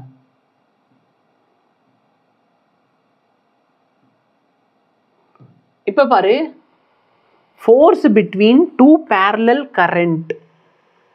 ரெண்டு ஒயர் இருக்குது சார், இது ஒரு ஒயர், இது ஒரு ஒயர். இந்த ரெண்டு ஒயர்லேயும் கரண்ட் போகுது. அப்போ இந்த ரெண்டு ஒயரில் கரண்ட் போகிறதுனால என்ன ஆகும்? ஜஸ்ட் திங்க் பண்ணி பாரு. நான் உன்ட்ட ஃபஸ்ட்டே சொன்னேன், இந்த ஒயரில் கரண்ட் போகுதா, அப்போ இந்த ஒயர் அதை சுற்றி என்ன சார் க்ரியேட் பண்ணும்? ஒரு மேக்னெட்டிக் ஃபீல்டை க்ரியேட் பண்ணும். இந்த ஒயரில் ஒரு கரண்ட் போகுதா, இந்த ஒயர் என்ன பண்ணும்? அதை சுற்றி ஒரு மேக்னெட்டிக் ஃபீல்டை க்ரியேட் பண்ணும். அப்போது ரெண்டு ஒயரும் மேக்னெட்டிக் ஃபீல்ட் க்ரியேட் பண்ணால் இந்த ரெண்டு ஒயருக்கு நடுவில் என்ன இருக்கலாம்? Force of attraction and repulsion இருக்கலாம். இவ்வளோ தான் sir concept. Force is equal to BIL BIL. ஓகேவா? இப்போ நான் என்ன பண்ணுறேன்னா, இந்த ஒயர் இருக்கு பத்தியா, இந்த ஒயரில் மேக்னெட்டிக் ஃபீல்டு எவ்வளோ க்ரியேட் ஆகுதுன்னு பார்க்க போகிறேன். எவ்வளோ தூரத்தில்? இந்த டிஸ்டன்ஸ் d டிஸ்டன்ஸ் தூரத்தில் இந்த ஒயர் எவ்வளோ மேக்னெட்டிக் ஃபீல்டு க்ரியேட் பண்ணுறான். அப்போ magnetic field due to straight wire formula என்ன? μ0. இதில் போகிற கரண்ட் IBன்னு வச்சுக்கோ. IB/2π distance d. நல்லா பாரு, இந்த ஒயர் மேக்னெட்டிக் ஃபீல்ட் க்ரியேட் பண்ணுறான், இந்த ஒயர் மேக்னெட்டிக் ஃபீல்ட் க்ரியேட் பண்ணுறான். இந்த ஒயரில் கரண்ட் போகுது, இதில் எவ்வளோ கரண்ட் போகுது? IA. Length of the wire எவ்வளோ? L. முடிஞ்சா? அப்போ நான் இது என்ன சொல்லலாம்? Force on A due to B. A ஒயரில் எவ்வளோ ஃபோர்ஸ் ஆக்ட் ஆகுது? Bனால. அதே மாதிரி force on B due to A. இப்போ B ஆன் A எழுத போகிறேன்னா இந்த ஒயர் மேலே எவ்வளோ மேக்னெட்டிக் ஃபீல்ட் க்ரியேட் பண்ணுறான். அப்போ மேக்னெட்டிக் ஃபீல்டு இந்த ஒயர்னால பார்க்க போகிறேன். அப்போ μ0 IA, ஏன்னா இவனோட கரண்ட் வேணுன்னா இங்கே இருக்க கரண்ட் எவ்வளோ? μ0 IA/2πd. இந்த ஒயரில் போகிற கரண்ட் எவ்வளோ? IB times L. ரெண்டுமே சேமாக இருக்கும், ஏன்னா இது நியூட்டன்ஸ் லாவை ஒபே பண்ணுது. இதான் நம்ம இந்த இடத்துல சொல்ல வரோம். இதில் நீ ரொம்ப என்ன பாரு, டெரிவேஷனில் ஒன்றுமே கிடையாது, அவ்வளோதான். டிரைவ் பண்ணிட்ட பற்றி அதான் ஒரு derivation. So magnetic field of A வேணுன்னா μ0 IA/2πd. அப்போ என்னோட force on B due to A வேணும்னா force on B due to A. அப்படின்னா A எவ்வளோ ஃபோர்ஸ் கொடுக்குறான் அதான் நான் இங்கே எழுதி வச்சுருக்கேன். A எவ்வளோ ஃபோர்ஸ் கொடுக்குறான், அதோட மேக்னெட்டிக் ஃபீல்டு இன்னொரு இதோட கரண்ட் இன்னொரு இதோட இது. சிம்பிளாக எழுதுனா இதுதான் வேல்யூ. புரியுதா இல்லையா? இதை நான் ரெண்டுத்தையும் எழுதி காமிச்சேன். FBA FAB ஈக்குவலாக வரும். ஏன்? ஏன்னா இது நியூட்டன்ஸ் லா போய் ஒபே பண்ணுது. அப்போ ரொம்ப சிம்பிளாக ஃபோர்ஸோட ஃபார்முலா கேட்டாங்கன்னா μ0 IA/IB/2πd. D வந்து distance between the wire times L. இல்லை இதில் ரொம்ப காமனாக கேட்குறது ஃபோர்ஸ் அப்பான் லென்த்து கேட்டாங்க. நான் μ0 IA/IB/2π டிஸ்டன்ஸ் வந்து D. சரிங்களா? இதில் முக்கியமான விஷயம் என்னென்னா, எப்போ அட்ராக்ட் பண்ணும், எப்போ ரிப்பல் பண்ணும். ஏன்னா வேல்யூ இவ்வளோ தான் சார், IA/IB. எப்போ அட்ராக்ட் பண்ணும், எப்போ ரிப்பல் பண்ணும். சப்போஸ் கரண்ட் சேம் டைரக்ஷனில் போகுதுன்னா அட்ராக்ட் பண்ணும், ஆப்போசிட் டைரக்ஷனில் போகுதுன்னா ரிப்பல் பண்ணும். இது மட்டும் ஞாபகம் வச்சுக்கோ. பொதுவாக வந்து லைக் சார்ஜ் வந்து ரிப்பல் பண்ணும், அன்லைக் சார்ஜ் அட்ராக்ட் பண்ணும். இங்கே உல்ட்டா, சேம் டைரக்ஷனில் கரண்ட் போச்சுன்னா அட்ராக்ட் பண்ணும், ஆப்போசிட்டில் போச்சுன்னா ரிப்பல் பண்ணும்.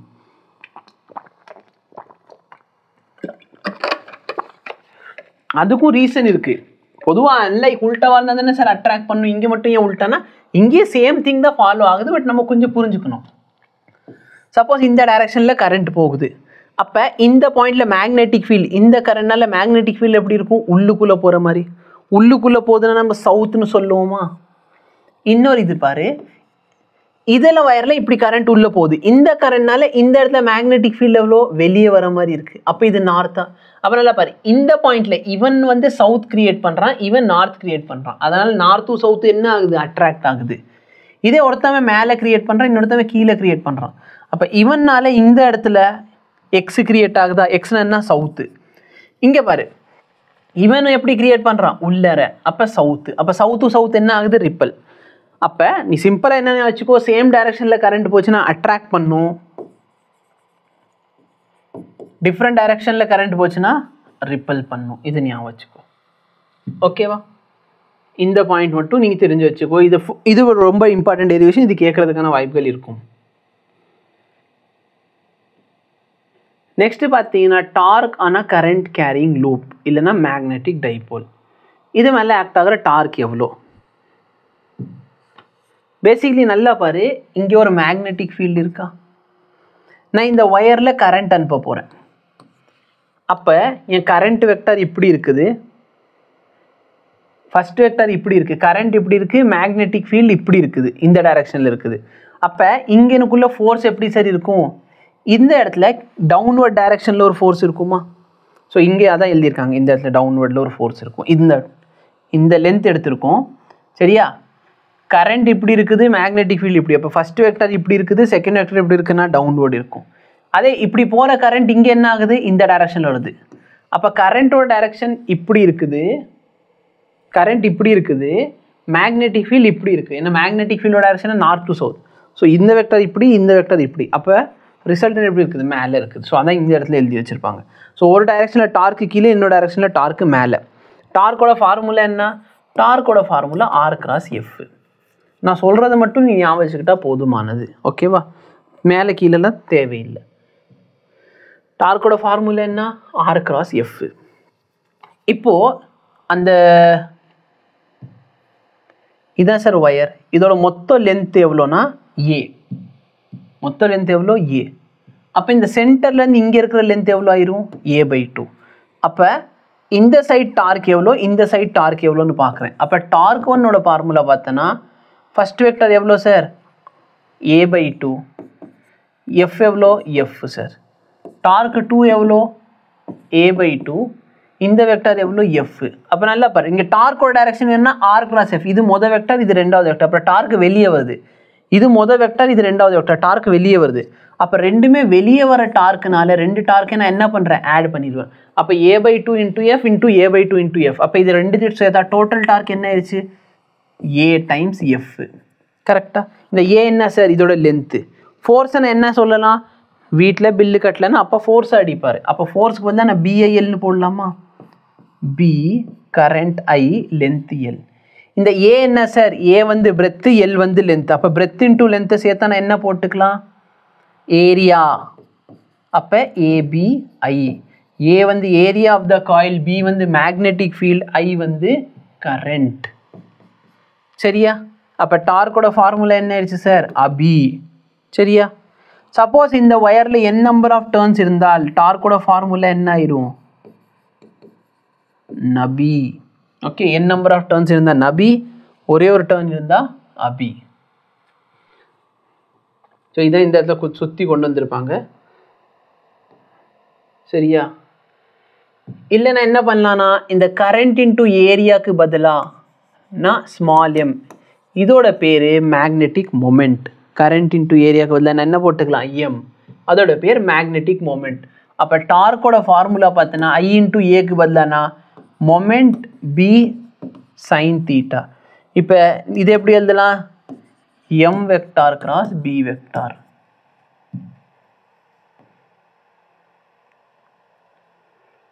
ஸோ இவங்க கம்பேர் பண்ணுறாங்க. மேக்னெட்டிக் ஃபீல்டில் டார்க் வந்து M vector × B vector, electric இதில் P வெக்டார் × C வெக்டார். இதில் B வந்து மேக்னெட்டிக் ஃபீல்ட், E வந்து எலக்ட்ரிக் ஃபீல்ட். M வந்து dipole, magnetic dipole moment, P வந்து எலக்ட்ரிக் டைபோல் மொமெண்ட்.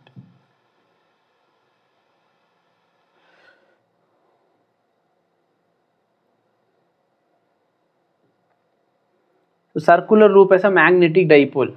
இது நம்ம ஆல்ரெடி பார்த்தது தான்.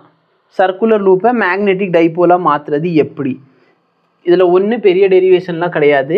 நான் ஆல்ரெடி உனக்கு சொன்ன விஷயம்தான். என்ன சார் அப்படி நீங்கள் வாழ்க்கையில் சொல்லிட்டீங்க எங்களுக்கு தெரியவே இல்லை அப்படின்னா, நம்ம ஒரு சர்க்குலர் லூப்னாலே என்னோட மேக்னெட்டிக் ஃபீல்டுக்கு இந்த ஃபார்முலா வந்துச்சா? ஆமாம் சார் வந்துச்சு. μ0I r²/2 r² + x². இப்போ நான் மேலே கீழே பையால் மல்டிப்ளை டிவைட் பண்ணுறேன். ஏன் சார் பண்ணுறீங்க அப்படின்னா ஒன்றும் இல்லையா, இந்த சப்போஸ் பை r² ஆயிடுச்சு. இந்த பை r² எதை ரெப்ரசன்ட் பண்ணுது? இந்த பை r² எதை ரெப்ரசன்ட் பண்ணுது? கொஞ்சம் சீக்கிரமாக சொல்லு. இந்த பை r² வந்து ஏரியா ஆஃப் த சர்க்கிளை ரெப்ரசன்ட் பண்ணுது. அப்போ நல்லா பாரு, ஏரியா போட்டேன்னா μ0I, ஆக்சுவலாக மேலே பையால் மல்டியான கீழே பண்ணணும். I into area. I into ஏரியாவுக்கு பதிலாக நான் என்ன சப்ஸ்டியூட் பண்ணலாம்? I இன்ட்டு ஏரியாவுக்கு பதிலாக நான் வந்து சிம்பிளாக மேக்னெட்டிக் மொமெண்ட் சப்ஸ்டியூட் பண்ணலாம். இதான் இந்த இடத்துல இவங்க சொல்ல வர கருத்து, வேற ஒன்றும் இல்லை. சரிங்களா?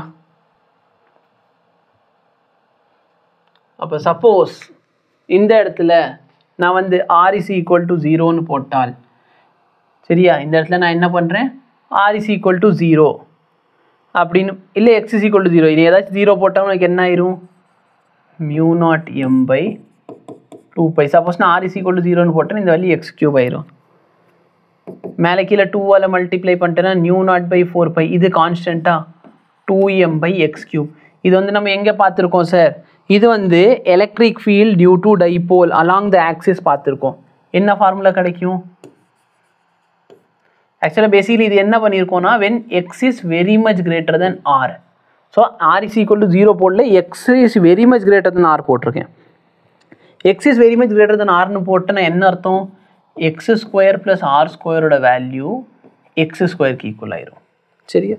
அப்போ நான் இந்த இதான் லூப்பு. இந்த லூப்லேருந்து இந்த பாயிண்டில் கண்டுபிடிக்காமல் இந்த பாயிண்ட் என்ன பண்ணுறேன், ரொம்ப தூரத்தில் கொண்டு போயிட்டேன். அப்போ இந்த டைபோல்னால இந்த பாயிண்டில் கிடைக்கிற மேக்னெட்டிக் ஃபீல்டு எவ்வளோன்னு பார்க்குறேன். அப்போ இந்த டைபோலுக்கு இது எப்படி இருக்குது? அலாங் த ஆக்சிஸ் இருக்குது. அப்போ இது பார்க்குறதுக்கு எப்படி இருக்குன்னா, நம்ம வந்து magnetic electric field due to dipole along the axis formula மாதிரி 2kp/r³ இல்லை x³. எக்ஸ் தான் டிஸ்டன்ஸ்னா x³ மாதிரி இருக்கும். ஸோ இதான் கம்பேர் பண்ணி வச்சுருப்பாங்க. ஓகேவா?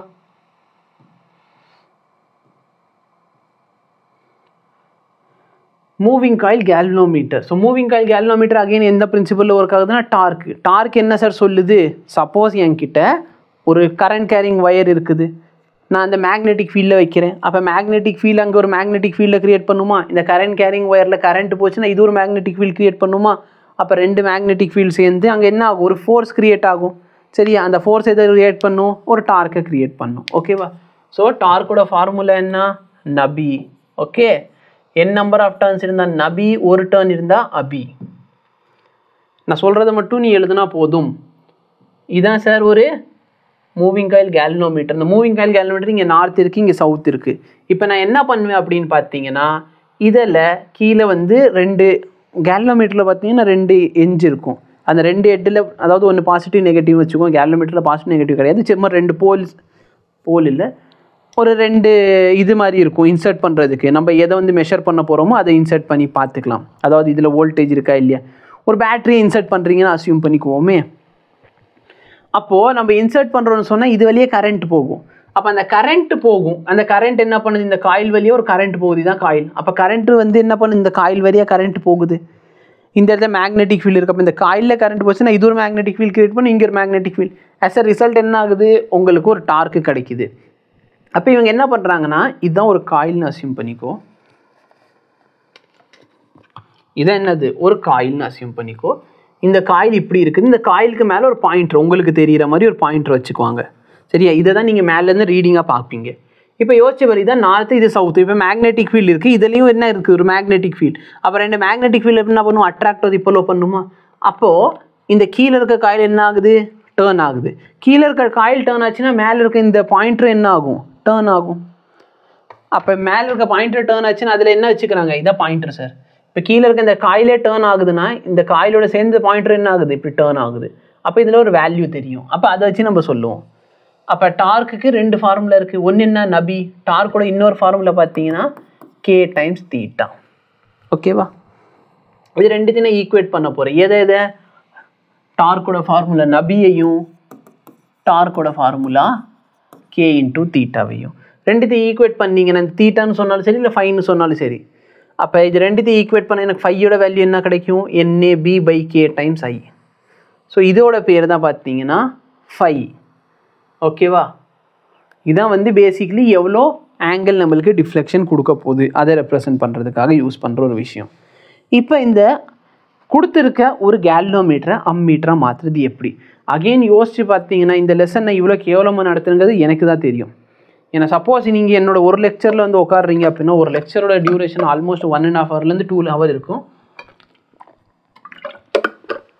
இந்த மொத்த லெசனை நான் ஒரு 7 லெக்சரில் நடத்துவேன். Conversion of galvanometer to ammeter மட்டுமே ஒரு லெக்சரில் நடத்தக்கூடிய ஒரு டாபிக். ஓகேவா? நான் அவ்வளோ நடத்திக்கிட்டு இருப்பேன். நான் உங்களுக்கு இது ஒன்று இப்போ என்னோட 2வது லெக்சர் இருக்கும் சரியா? இப்போ தான் நான் ரீசெண்டாக இந்த லெசனில் நடத்தினேன், அதனால எனக்கு நல்ல ஞாபகம் இருக்குது. 2வது லெக்சர் ஃபுல்லாகவே magnetic field due to a current carrying circular loop at the centre. அதெல்லாம் நான் இங்கே பார்த்தீங்கன்னா 30 செகண்டில் கூட சொல்லியிருக்க மாட்டேன். அந்த μ0I/2r அந்த வேல்யூ வருது பார்த்தியா, x = 0ன்னு சொல்லி μ0I/2rன்னு சொல்லி முடிச்சிட்டோம். பட் அது வந்து நான் ஒரு லெக்சர் ஃபுல்லாக 2 மணி நேரம் நடத்துகிறப்ப அவ்வளோ ப்ராப்ளம் சால்வ் பண்ணுவோம். அதே மாதிரி பார்த்தீங்கன்னா இந்த அம்மீட்டரை கேல்வனோமீட்டரை அம்மீட்டரை மாற்றுறது அப்படிப்பட்ட ஒரு நல்ல விஷயம். பட் நம்ம என்ன பண்ணுறோம், ஹரிபரியில் பார்க்குறதுனால என்ன கேட்டால் என்ன எழுதணும் அதை மட்டும் நான் சொல்லிடுறேன்.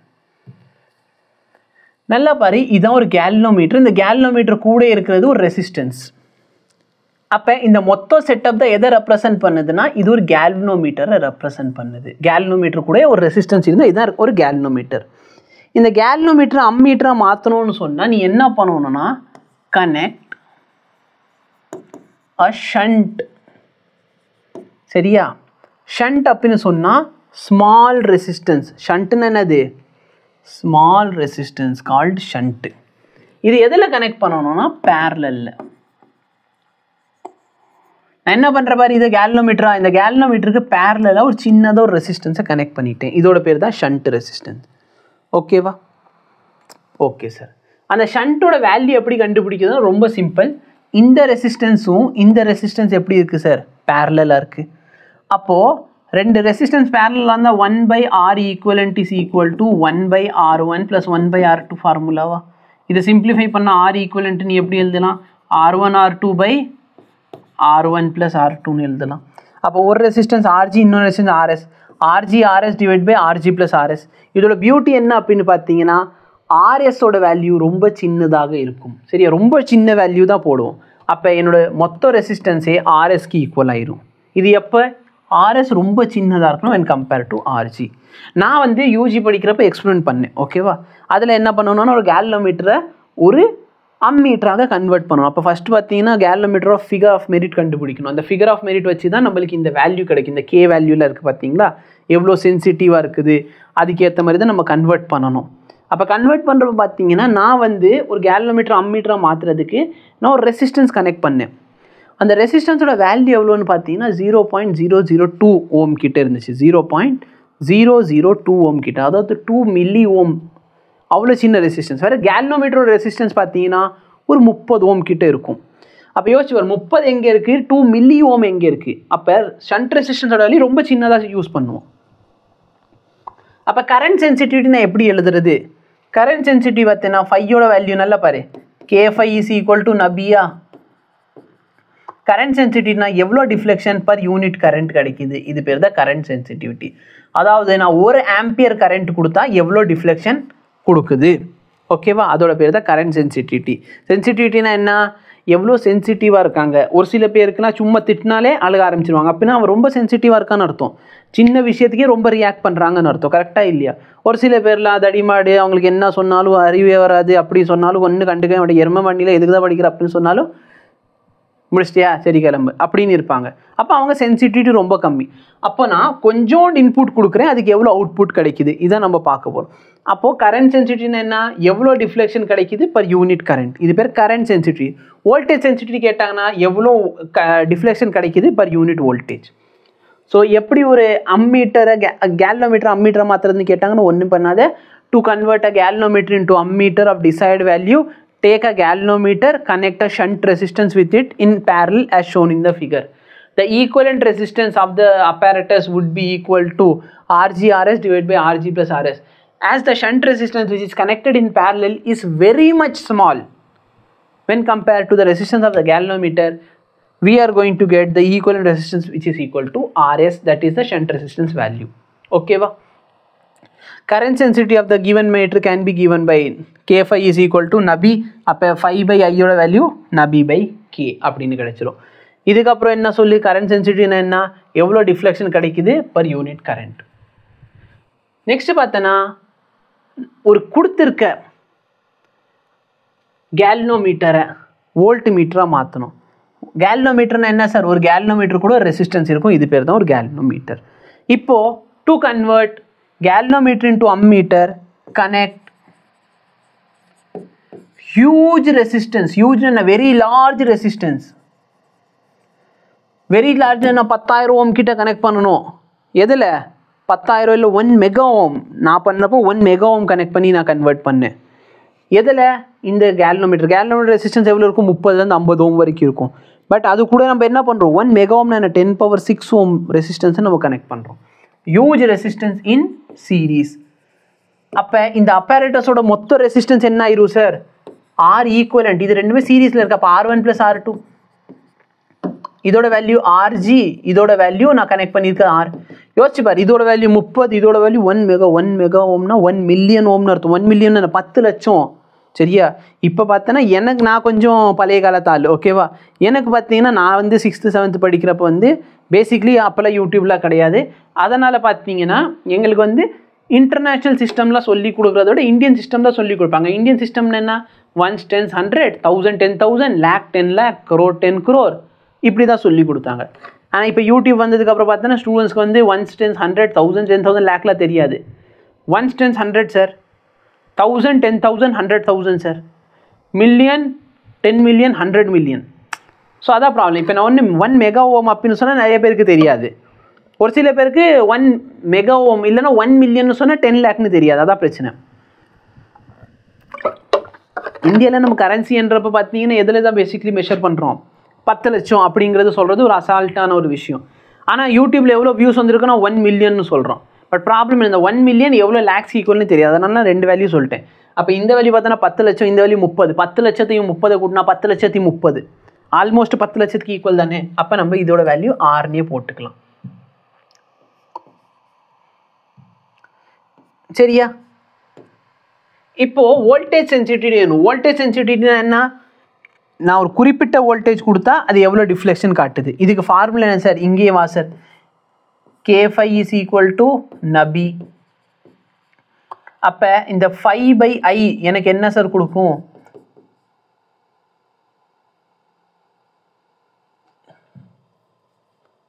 ஒன்றும் இல்லை, எண்ணு போட மறந்துட்டேன், அதனால் திரும்பி எழுதிக்கிட்டு இருக்கேன். NAB by K.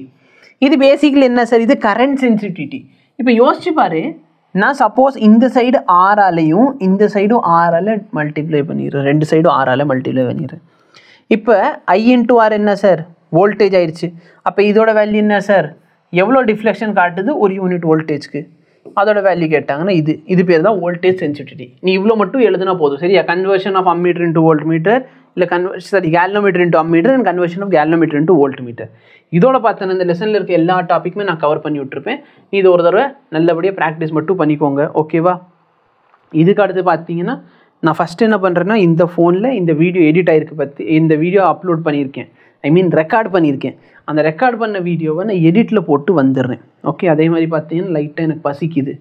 ஏன்னா நான் ஆல்ரெடி இந்த 2 லெசன் நடத்தி முடித்ததுக்கு அப்புறமேல் திரும்பி நடத்திக்கிட்டு இருக்கேன். ஸோ எனக்கு லைட்டாக பசிக்குது. பசிக்கிறதுக்கு என்ன சாப்பிட போகிறோம், வெள்ளரிக்காய் சாப்பிட போகிறோம். வெள்ளரிக்காய் சாப்பிட்றப்ப நான் இந்த வீடியோ எடிட் பண்ணிடுறேன். எடிட் பண்ண வீடியோ உங்களுக்கு வந்து காலையில் சேரணும் அப்படிங்கிறது என்னோடய ஆசை. ஓகே, அப்போ 2வது நான் வீடியோ ரெக்கார்ட் பண்ணுறப்ப மேபி இந்த வீடியோ என்ன ஆகும், இந்த வீடியோ வந்து எடிட் ஆகிக்கிட்டு இருக்கும். ஸோ இந்த ரெக்கார்ட் பண்ணி முடிக்கிறதுக்குள்ளே இந்த வீடியோ எடிட் ஆகிடுச்சுன்னா இந்த வீடியோ நான் அப்லோடு போட்டு தூங்கிடுவேன். ஓகேவா? காலையில் எழுந்திரிச்சோன்னே இன்னொரு வீடியோ அதை வந்து எடிட் பண்ணி தூங்கிட்டேன்னா காலையில் எழுந்திரிக்கிறப்ப மேபி அந்த வீடியோ எக்ஸ்போர்ட் ஆகிடுச்சுன்னா அதையும் அப்லோட் பண்ணிவிட்டு நான் கல்யாணத்துக்கு போயிடுவேன் நினைக்கிறேன். இல்லை 5:30 மணிக்கு தூங்குறோமா வேணாமா அப்படிங்கிற மாதிரியே இருக்கும், பார்ப்போம். சரியா? ஓகே, ஸோ இப்போ லைவ் வந்து போகட்டும்.